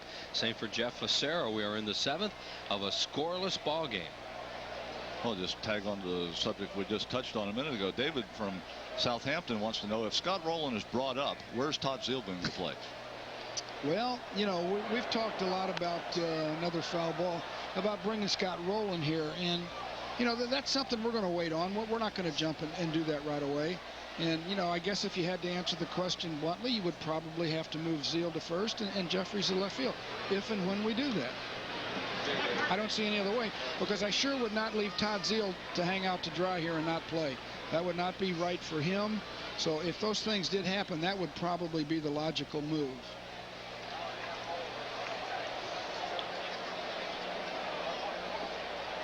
The 1-2 pitch on the way to Santangelo. He fouls one off third base side out of play. Santangelo cooperating with your questions. Teak, here comes another one. Yeah, Lee, I was just, and this was my own question. I was just thinking about this in the press room tonight. Say, for example, somebody knocks your socks off with a trade for Benito Santiago, and all of a sudden you find out Mike Lieberthal can't can't catch. There's something wrong with his knee and he can't. Is there any possibility that Zeal would actually go back behind the plate if Rolen came up? Well, I don't think there's any way Jimmy would ask Zeal to go behind the plate unless it was an emergency in a game. You know, that's a good question. If something happened and we didn't have a Lieberthal, if he was hurt, just depends on how good a deal it was. As for the fans' information, Todd Zeal, when he first came to the big leagues with the St. Louis Cardinals, was a catcher. He was converted to third base. And he was a very good catcher. I was really surprised when they moved him, and I was a little bit surprised when Todd went along with it, because here's a guy who comes up through the minor leagues and makes it as a catcher. Now they wanted to move him, and he did. So, you know, you got to say hats off to him for moving. And Cavilla in perfect position. Ball tails back to him. 2 up and 2 down here in the 7th inning.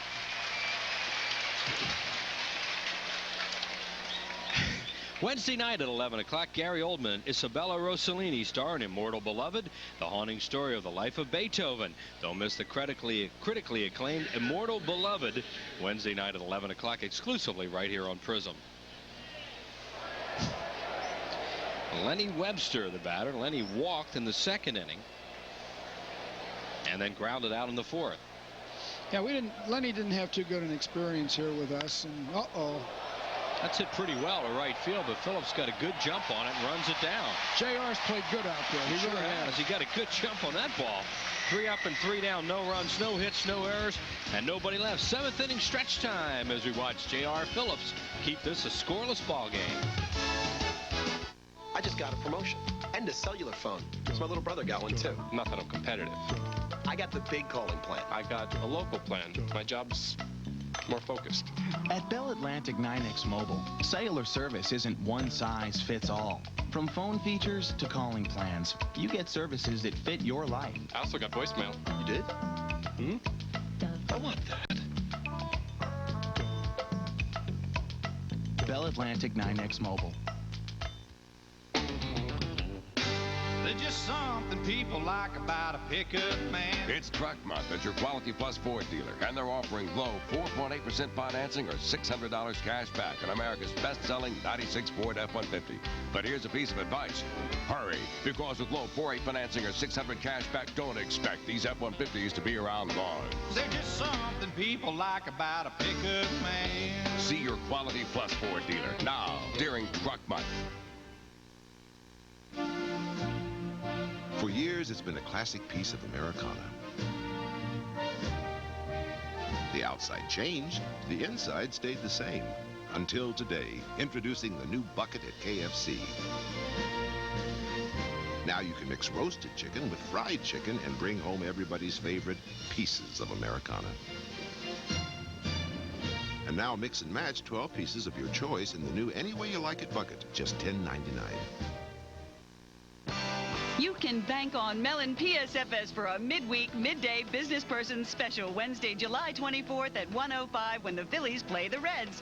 Check your calendar now and give yourself a fun deposit. Call 463-1000. Tonight, one lucky Prism subscriber will win a 5-pack of tickets to Sesame Place if your number is 274115. Call 1-800-887-CLUB to redeem your prize. A second chance lottery is held every month. Enter, send a postcard with your name, address, and telephone number to that address right there on your screen. Good luck. Thanks for watching Prism. The winning number again is 274115. We head to the bottom of the 7th inning. Dave Doster leads it off, followed by Greg Jeffries and Pete Incaviglia. Nothing ball game. Doster has lined to right and fly to left field. He's 0 for 2. Everybody in the lineup has an 0 for tonight except for Schilling. Andrews has played nice third base tonight. Gobbles that one up, throws him out, 1 away. Lee, Tim McGee of Langhorne, PA wants to know if things don't start to turn around, is the plan to trade some of the veterans for youth or go the free agency route like you did in '93? Well, I really believe that you have to use all the things that you have at your disposal to get players with, and yeah, I believe there'll be a few things done here as far as veteran players go before the year's out. The one thing is you have to be a little patient. You can't just jump at the first thing that comes along. Well, speaking of some of the young players, Jeff Fries of Lansdale wants to know which of the young players have impressed you the most this season and why. that have been up here with us? Yeah, the ones that have been here with the Phillies. Well, you know, I really think that, you know, Grace, you could call Grace a young player till he got hurt. You know, he really impressed us. I think Jordan, the second baseman that got hurt the day after Morandini, he's played awfully good for us. The Flea, the center fielders, come up here and played pretty good. Couple of young pitchers. I'll tell you, Blazer has come up here and he's really done a nice job for us. He's not afraid on the mound. You know, he wants the ball and he's not afraid when there's a jam out there.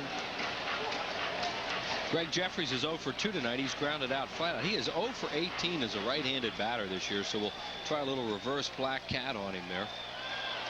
Obviously, he is due to get a base hit right-handed. Asking you shall receive. Uh-oh, look at that. That'll be a double for him, and there it is, the first hit from the right side for Greg Jeffries, double number 3 for Jeffries. I guess we'll never hear the end of that, Mr. Wheeler. Well, you throw one out once in a while, you know. I tried to, and he struck out. Toss a little bait, sometimes you catch one. Here it is, ball down in the zone. Jeffries just pounds it into left center field. No way, anyway, the Expos are playing defense. They're going to cut this ball off, goes all the way to the wall. So Greg Jeffries with one out is at second base. Now, if we can get Inky to really wait for his pitch and swing at a good strike, he's got a chance to hit the ball hard also. Yeah, he looks like he's been jumping that fork ball all night. Yeah. He has struck out twice in the ballgame, 2 of the 8 strikeouts for Facero. Hit number 2 for the Phillies, obviously their first runner in scoring position tonight. Todd Lawrence of Tuckertown, New Jersey wants to know, what is the status of Ryan Karp? You know, Ryan Karp was pitching very well until he hurt his shoulder. He's had some surgery, and hopefully he will be ready to go next year. It was bothering him a little even before he had it, and he was still keeping us in the ball games in AAA. So, you know, we think he's got a chance to come back and do well. Speaking of updates on players, Bob Herschel wants to know what the Phillies plan is for Kevin Stocker. Well, I'll tell you what, just hang around a little bit here and you might see it. You know, Stock's been playing pretty good down there, and we really sent him down, not to punish him, but to help him and to hopefully get his career back on track. And he's done a nice job in Scranton, and, you know, I see him coming back here real soon. 2-0 to Incaviglia, to Andrews again. Throws him out, 2 outs. Well, Mr. Zeal's our RBI guy. Let's see what he can do here. Todd Zeal with 42 runs batted in does lead the club. Santiago second with 41.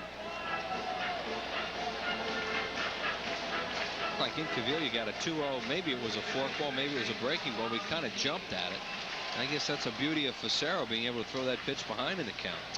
Tell you what, this guy is really tough. And, you know, it's amazing he hasn't broke down. I hate to say that because I've seen it happen to so many of our guys. But the power pitchers like him and throwing that good, hard breaking ball, you know, that's tough on the arm. They've seen a lot of guys that throw that splitter have arm problems. Right. He is now 33 years of age, as Jeff Facero, signed originally by the Cardinals back in June of '84, a 22nd round pick. I had him about 4 years when I was a farm director over there, Chris. And, you know, he threw the ball great, but he just had no control. And, you know, certain left-handers, I guess, seem to come along late in their careers, and he's really done that. Well, he moved around. In fact, Montreal signed him as a 6-year free agent, so he was just sitting out there because he had struggled so much. Yep. They got him in '91 that way. Another guy I missed. No balls and a strike on Zeal. Jeffries a good leadoff second. Fork ball, swing and a miss, 0-2. He do go to that pitch when he's in trouble. That's his bread and butter, it looks like. Well, you always find out during the course of a ball game. There's usually one pitch that's going to be outstanding for you. It will vary from night to night. Tonight it's the splitter for Facero, and as you mentioned, when he gets in trouble, that's the pitch that he's gone to. He and Webster work well together too. They mentioned earlier that they have been very successful so far. 0-2 to Zeal. Low and in the dirt. Good block. 1-2. There's Lenny Webster, who was here for a while and also was with Montreal prior to coming to the Phillies as a free agent.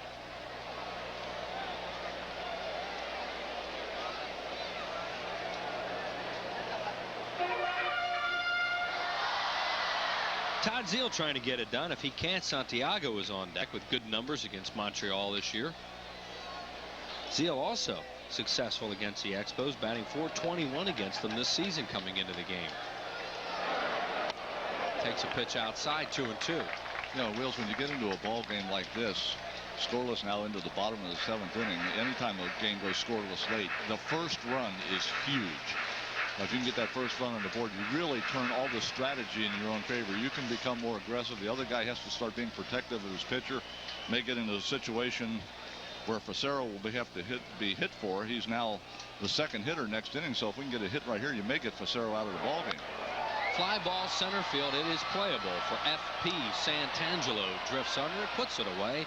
That'll do it. No runs, a hit, no errors, 1 left through 7. Still goose eggs. Telephone for you, sir.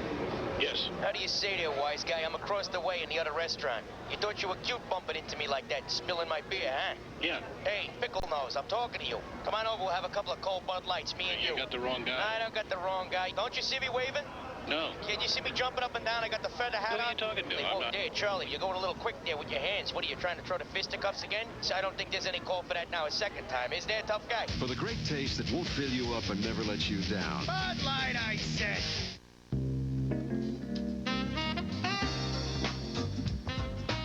With everything you can get on an award-winning Nissan Maxima, leasing one may seem very attractive.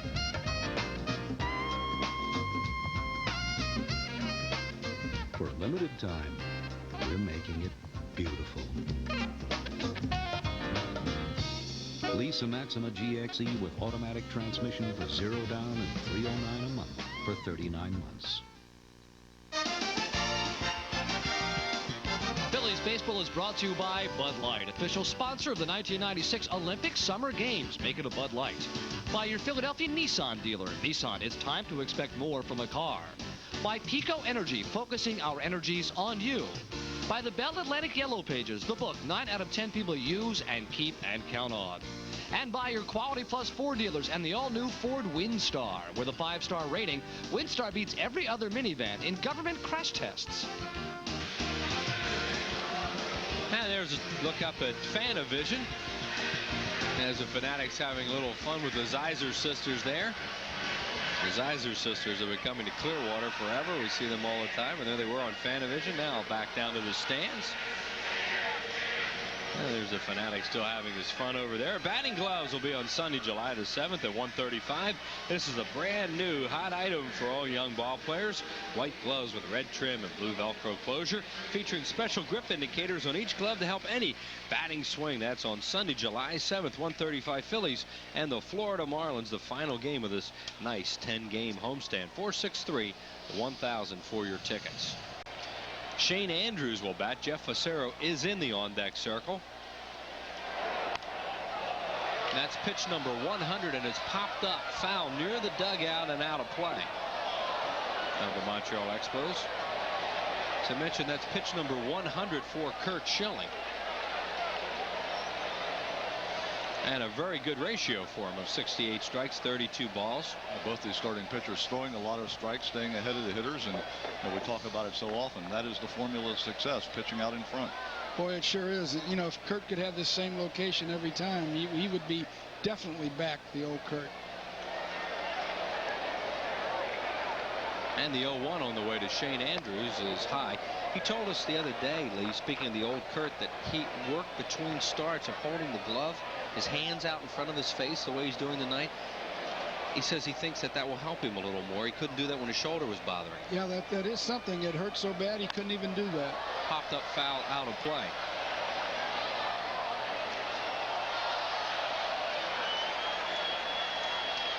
And you see what he's done with the outs. That's a lot of ground outs for Curt Schilling, who's normally a fly ball strikeout type pitcher. Not to the extent of Fernandez, but... Yeah, but he's got the 8 strikeouts, and you know, most of those have been on fastballs that have been down in the zone. Fastballs down and away has been Curt's primary strikeout pitch. I think this game started out with the umpire showing he was a pitcher's umpire, and both guys have taken advantage of it. 1-2. Did he check? They appeal to first. Bill Hahn says yes, he did. 2-2. What was the last inning he had his last strikeout in? Schilling? Yeah. It's been a couple 2 strikeouts in the 5th inning. In the 5th inning, yeah. In fact, it was Andrews and Facero. You might get him again here real quick. First 2 guys he'll face here before the top of the order comes along. That's outside, 3-2. He only has the one walk in the game, and that was in the second inning to Lenny Webster. Ray Thomas sitting alongside us, answering your questions that you've sent in on Prism Link. Got another one here from John. He wants to know, what is the status of Johnny Padres and when will he return? Well, you know, Pods has been a great guy for us. The players love him. The pitchers love him. I don't know. There's ball 4. You don't like to see that start the inning out. He really overthrew that pitch. Yeah. I don't know if we can really count on Pods coming back full time. I would sure like to.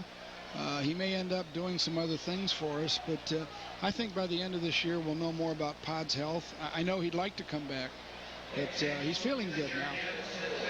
Jeff Fassero will bat now, and Fassero has 7 sacrifices on the year, which puts him up among the league leaders. The #1 guy in baseball, in the National League, of course, with 12 sacrifices is Tom Glavine of Atlanta. Lee, Mark Weldon wants to know, can you give us some background on the Phillies' first-round draft pick, Adam Eason? Let's see what happens here. Jeffries takes a look at second. He thought about it. He thought about it, and the sacrifice is successful. 3-4, 1 out. Adam Eaton is a young right-handed high school pitcher out of state of Washington, and this guy's a 93, 94, 18-year-old kid. I think he might still be 17. We think he was a legit #1. Arbuckle and his people have really scouted him big time, and you know, we haven't got him signed yet. We're talking to him, but I think he was a real good, you know, #1 draft choice for us. Here's Gressolonic. He has struck out, grounded out twice. Shane Andrews at second base. 1 out in a scoreless game in the 8th inning. Gressolonic, a big swing and a miss.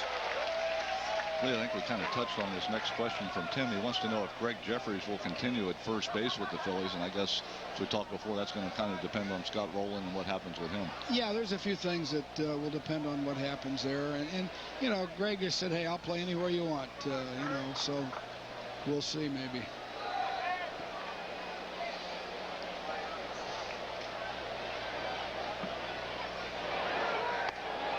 He's been living on the outside corner with Gressolonic tonight. Goes out there again, misses 1-1. Next question comes from Esquire, PA. He wants to know, why doesn't Jim Eisenreich play every day? Well, you know, I think Jimmy would love to be able to play him every day. Jimmy just, you know, he needs a rest now more than the regular ball players. And Sefcik throws out Gressolonic. Moving over to third is Andrews. 2 outs. Good play by Sefcik there. This is a young kid under pressure, and he's played pretty good for us at shortstop. But anyway, you know, Izzy has to take the medication for the Tourette syndrome, and you know, he can't play a day game after a night game. He just needs a little bit more rest than most players. But boy, when he plays, you'd love to have him in there every day. What a professional he is. Oh. You know what? And we tell people he might be an even nicer guy than you think he is. I'll tell you what, I've heard about a lot of guys being nice guys, and I've always heard that Eisenreich was. Well, he is truly one of the. You just can't say enough about him. Right. And he should be on the All-Star team. Wouldn't so that be nice? Yes. That would be so great to have him here to get that ovation he so richly deserves. I think this city would go crazy if he made that All-Star team. team. Lobbying for it. I have. I'm sure you have. Here's Lansing. Now, he's been a problem tonight with a couple of doubles. And you can't necessarily pitch around him because you got the guy leading the league in homers behind him. So here goes Schilling after Lansing. What was he upset about? Did he bump into Jeffries? They thought I think he was questioning whether there was interference at first base as he was rounding the bag. I think he was hollering at the umpire more than one of our guys. At first I thought it was Kurt, but Kurt didn't say anything. So he was thrown out at third on a tremendous relay by Doster, trying to stretch a double into a triple, which is huge now, because that could have turned into a run easily. It would have been a leadoff double. And there's Doster who made that fine throw. He's done that a few times, Chris. Yeah, he made a good relay the other day and got somebody at third. Deep to left field. Incaviglia going back near the wall, and it's off the wall and in play. Here comes Lansing all the way to, no, he'll stop at second with his 3rd double of the game. Scoring is Andrews, and it's 1-0. Montreal. Is Schilling looking like he just got that ball up and into him.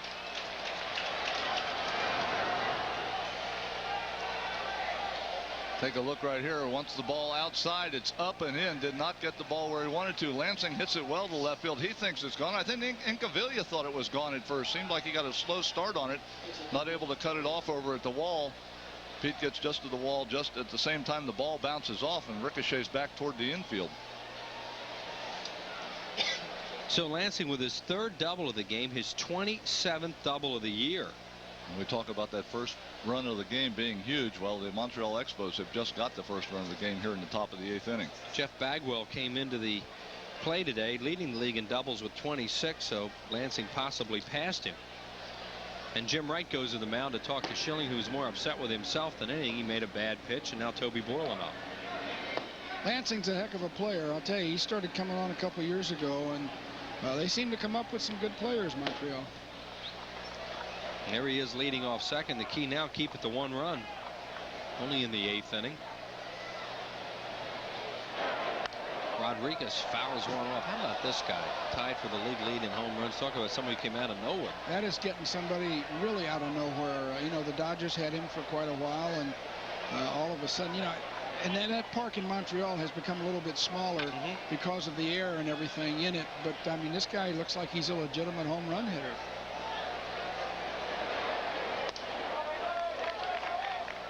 One ball, 1 strike now on Rodriguez. A 2-out run for the Expos in the 8th inning. They lead it 1-0. Mike Lansing, with his 3 doubles this evening, ties a career high, 3 doubles in a ball game.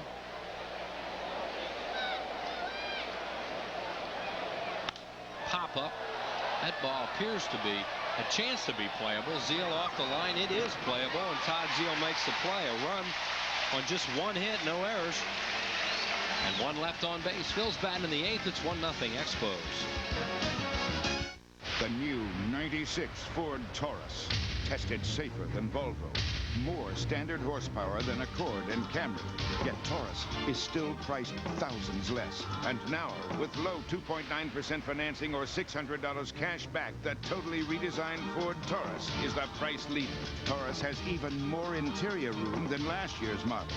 Nothing compares. See your Quality Plus Ford dealer and save with 2.9 financing or $600 cash back. July gets off to a jump start as the vet jumps and baseball jams. The Marlins come in Thursday, July 4th, special 1:05 holiday game time. Then Friday the 5th at 7:05, followed by the second Mellon PSFS Fireworks Spectacular. Saturday the 6th at 7:05 and Sunday the 7th at 1:35, when fans 14 and under get free batting gloves. Plus the Pinnacle All-Star Fan Fest, beginning July 5th at the Pennsylvania Convention Center. Call 463-1000. In baseball, every pitch matters.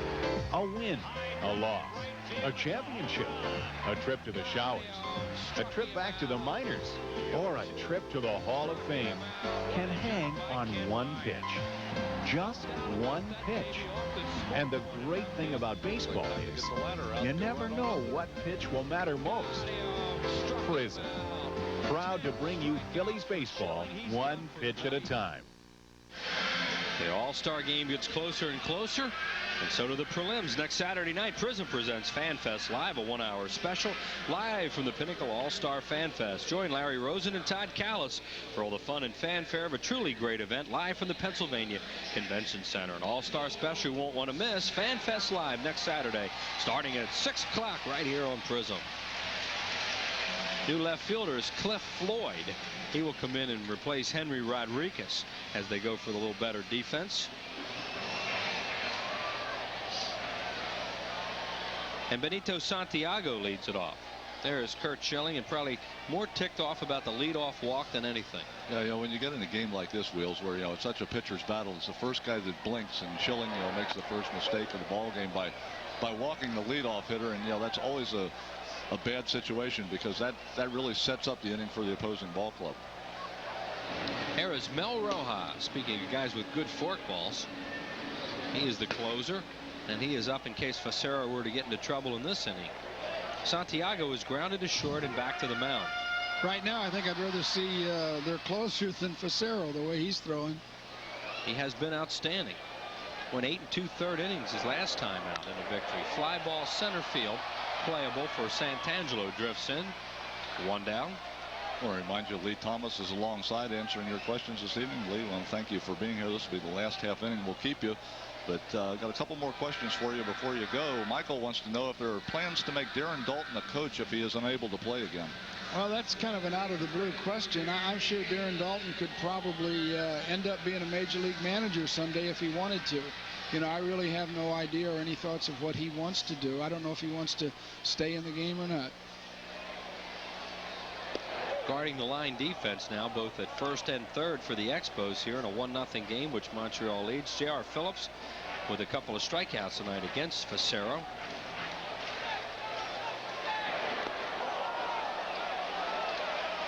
Fregosi has a very short bench. I mean, Lieberthal and Murray are both banged up, so not a lot of moves you can make in this ball game.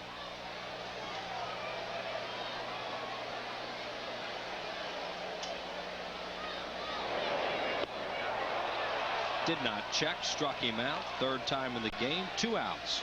And one more quick one for you, Lee, before you go. Alan wants to know if the Phillies plan on doing anything for Jim Bunning's induction into the Hall of Fame. Oh, yeah, I'm sure Bill Giles and our people are going to do something nice for him. I've heard that they're going to really do it upright. And, you know, it's quite an honor to have another guy going into the Hall of Fame connected with Philadelphia. It's really been quite a run for them.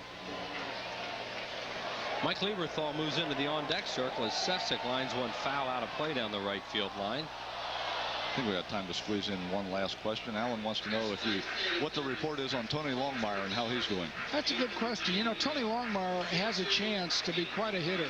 This guy's got a quick bat. His wrist is getting better. It's still sore, but hopefully we'll see this guy by September. I would sure like to.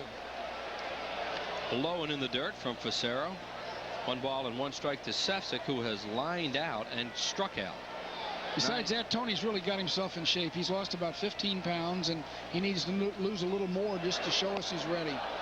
We showed you he's a heck of a pinch hitter last year, that's for sure, when he was up here. Wow, he won a couple ball games with pinch hits.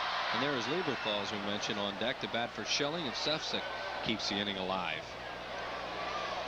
There is Curt Schilling. Bounces up there.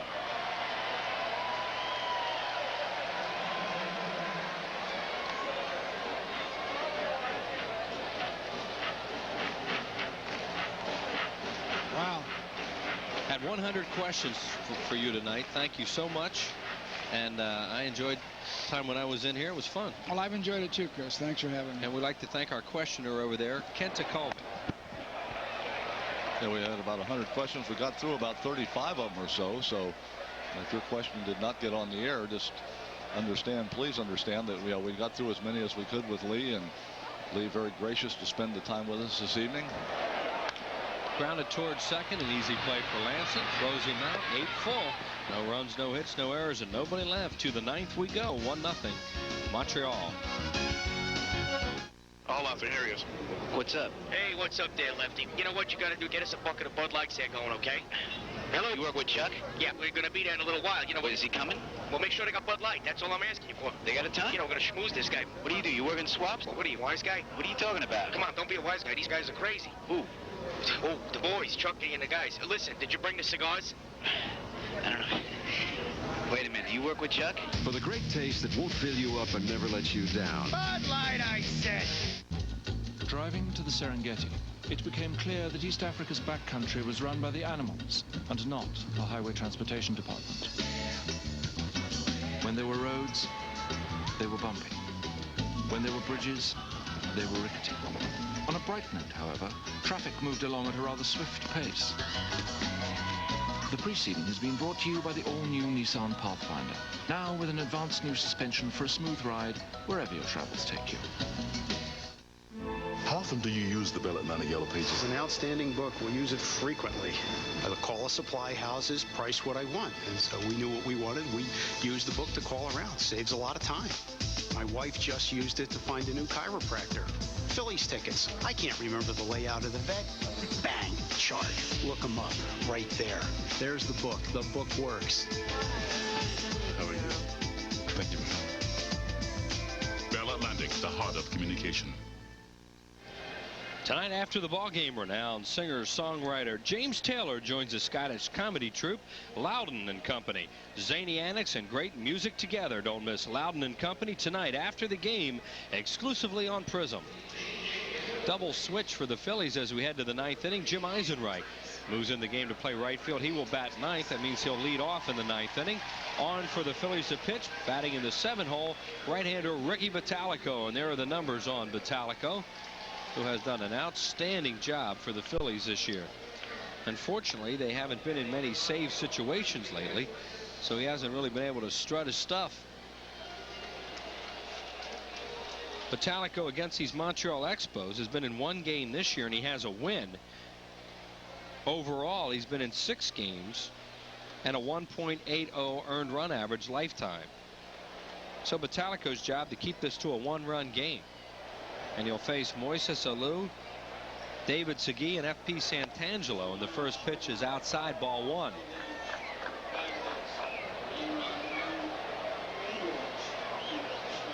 Curt Schilling, 8 innings, 5 hits, an earned run, 2 walks, and one of them killed him, and 8 strikeouts. Schilling walking the leadoff man in the 8th inning. Coming around to score was Shane Andrews on the 2-out double by Lansing. And we talk about that 1 walk that killed him, but over the course of a ball game, starting pitcher should be able to make at least a couple of mistakes. But Jeff Fassero just matching Schilling pitch for pitch all night long, and 2 outstanding performances by both of these starting pitchers. Right, and Schilling knew that. I mean, his margin for error was slim to none as you look at Fassero beside Grasselanic there on the bench. See the Phillies only with 2 base hits off Fassero. Jeff has yet to walk a batter.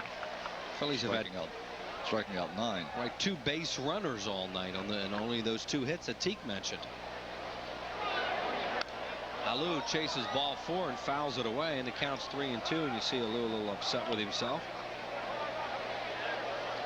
Ricky Bottalico coming into game number 32 with those 16 saves. Phillies were playing well early in the year. Bottalico was a save leader in the league.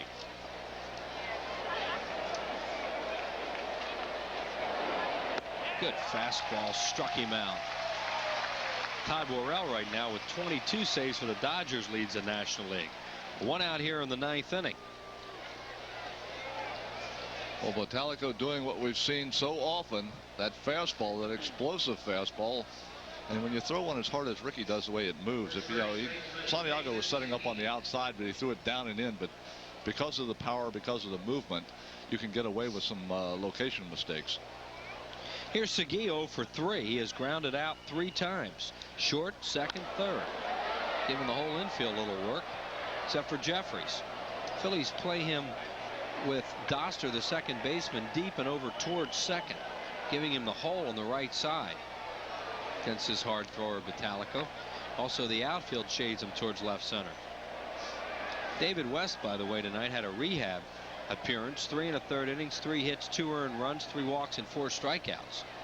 That was at Clearwater. The Phillies lead down there 10-2 after 4. Dan held for Reading today in a 4-2 ball game after 5. Had a triple. He has 61 runs batted in, second in the Eastern League for the big first baseman.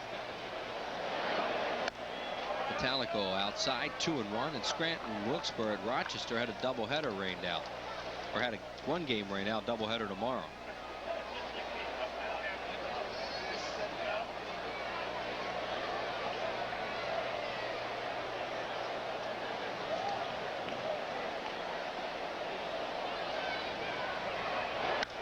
Out of play. Count even at 2-2 on Segui. David Segui, when he was up in the 2nd inning, had Moises Alou on first base, and I think it was 5 or 6 straight 3-2 pitches Alou ran on that he fouled off, and they finally got him out. Schilling got him to ground out to short. 2 balls and 2 strikes on Segui. Another switch hitter, Santangelo, on deck. Well, everybody thought that was a strike except the guy that counts. Santiago pointed out at Bottalico, who was ready to watch him fire it around the infield. It's called a ball, and it's 3-2. Terry Tate has done a good job behind the plate tonight. Had 2 good pitchers out there and has called a lot of strikes, and this game has moved along smartly. Full count pitch. Fly ball left field. In Cavilla coming hard near the line. in fair territory, the second out of the ninth inning. Phillies in the bottom of the ninth, trailing 1-0 at this point. We'll have Eisenreich, Otero, and Doster set to face Facero, and you figure Facero will come out and pitch with Eisenreich, the left-handed batter, leading off.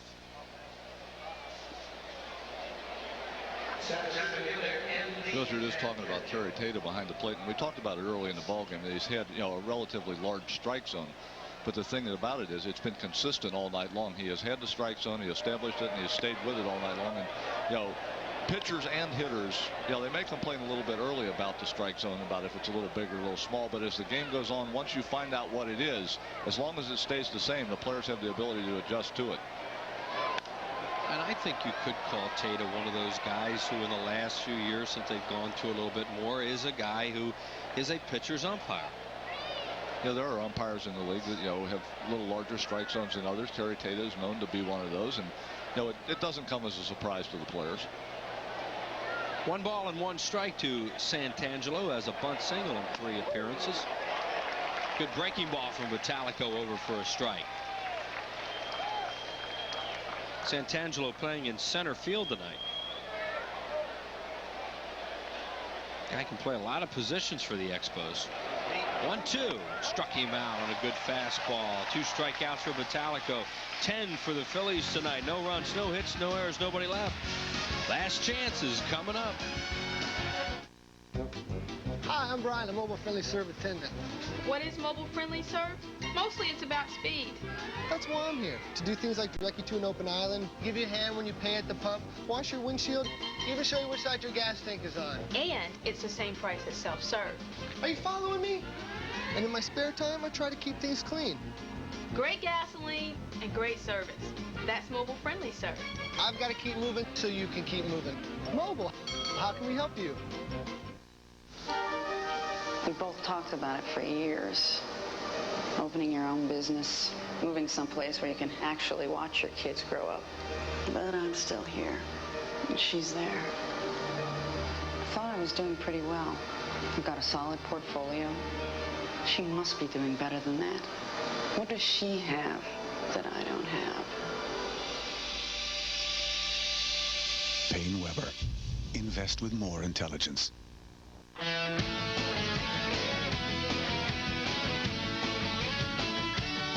Introducing the new 1997 Nissan Altima. And to celebrate, we're offering a special introductory lease rate.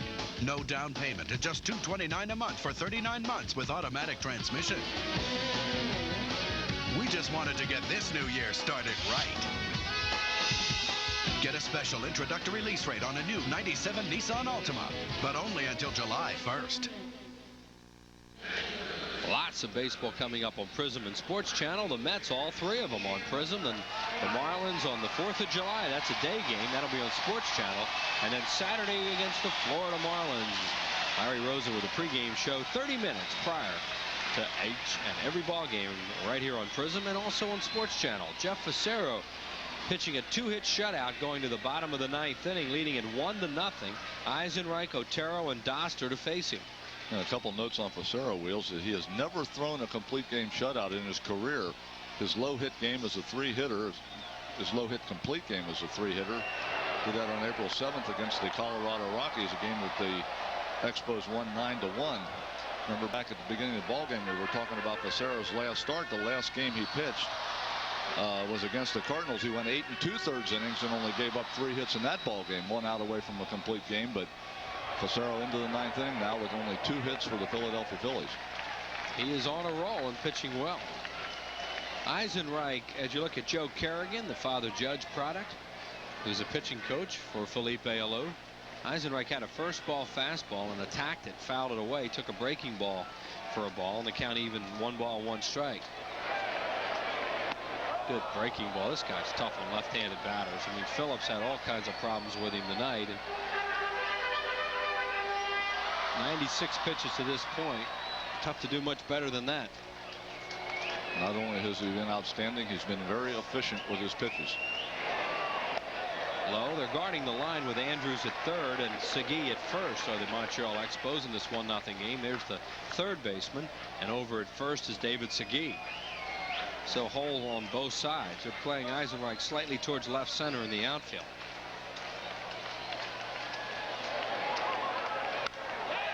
And positioned perfectly as Santangelo if he can get there, and he did get there. Wow, we just talked about where he was playing over in left center field, and he got a good jump on that. Made heck of a play. One out here in the 9th inning. What a catch. FP Santangelo completely stretched out, able to get the ball in his glove just before he hits the turf. Teams do a lot of scouting of other ball clubs defensively, how to play them. Most clubs shade Eisenreich around that way, and for Montreal and Santangelo, it pays off right there as he makes a diving catch. Eisenreich robbed of an extra base hit by Santangelo. And Otero fakes a bunt, takes a strike. That got Andrews' attention as he came charging up. He is 0 for 3 tonight, as you see. Grounded out twice and struck out.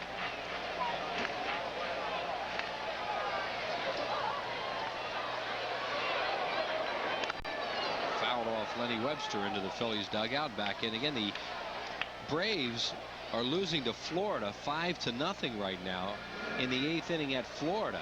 As you look at Facero at 100 pitches. Should the Expos win this game, they're only 3 behind the Atlanta Braves. The Florida Marlins have also been playing very well. Phillies are in a really good division. Shane Andrews at third base, guarding the line again. Until he got 2 strikes on Otero, he was playing up in front of the bag and guarding the line, trying to take away the bunt and the double. Still 1-2 as he fouls it back. Defensively, you just have to keep shifting around according to the game situation, the score, and the count. All those things go into where your defensive position will be. We see Mike Lieberthal has moved out into the on-deck circle. He would bat for Doster, right? For Doster. Struck him out. Webster a little trouble finding it. Now fires to first. Got him. Strikeout 2-3. Strikeout number 10 for Jeff Facero. So Lieberthal will come up and hit. Webster does a nice job of trapping the splitter in the dirt, keeps it in front of him, has a little trouble finding it at first, but gets the mask off in plenty of time to get the ball to first base to Segui. Jeff Facero now 1 out away from his first complete game shutout of his major league career. And his strikeout high is 11, which he did twice last year. Strikeout high so far this season was 9. He now has 10 in this game. So Lieberthal batting for Doster. 2 outs, nobody on base. Bounces a forkball up there, and it's 1-1. Mike Lieberthal, I don't know that he's been used as a pinch hitter this year. Yes, he has, and he's 0 for 1. But normally you don't see the second catcher used as a pinch hitter. Normal situations, you're trying to keep that guy on the bench, but as you mentioned earlier, Jim Fergosi's bench is real short. And he's looking for a long ball here. Lieberthal can do that. I mean, Mike Lieberthal does have some power. He's hit 6 homers this year. 2 balls, 1 strike. Facero with 11 home run balls thrown this year, all to right-handed batters. 2 balls, 1 strike to Lieberthal. Late swing and a miss at a fastball. He's trying to stay away from him, which is smart. It's 2-2. Scoreboard says 93 miles per hour. I mean, if that's right, over 100 pitches, throwing 93 in the 9th is awesome. Now Webster wants to talk to Facero. You have to figure, Teak, they got to go 2 ways here. One is to throw a forkball in the dirt, and the other is to make sure you keep the fastball away from his power. Right. The general rule is, and especially in a 1-run game late in the ball game, you don't want to get beat on the inside half of the plate late in the ball game. So you want to try to keep the ball away from hitters, make them hit it to the big part of the ballpark, which is center field. Therefore, you throw the ball on the outside part of the plate, or as you mentioned, you throw that splitter in the dirt. 2 balls, 2 strikes. Got him. Struck him out. Ties his career high. What a job by Jeff Facero. That is a masterpiece. 3rd time the Phillies have been shut out 1-0 in this ballpark this year. And what a job by Jeff Facero. As Teak mentioned, he had never pitched a complete game shutout in his career. He has now, and that's his low hit game of his career. Just 2 hits surrendered Jeff Facero, now 8-5 on the year, and just dominated this ball game tonight, which is a shame for Schilling because Curt Schilling pitched his tail off too. Jeff Facero, perfect location all night long. It was splitters and fastballs away. He ended up with a splitter away. See right here the reaction. Jeff Facero, his first major league complete game shutout. No walks, 10 strikeouts, and faced 2 over the minimum tonight. The Phillies with a single by Schilling and a double by Jeffries, and that's it as the Expos get an 8th inning run and win it by a score of 1-0. We thought we'd have a good pitching matchup here tonight. We sure did. Good ball game. Back with more right after this. There's just something people like about a pickup man.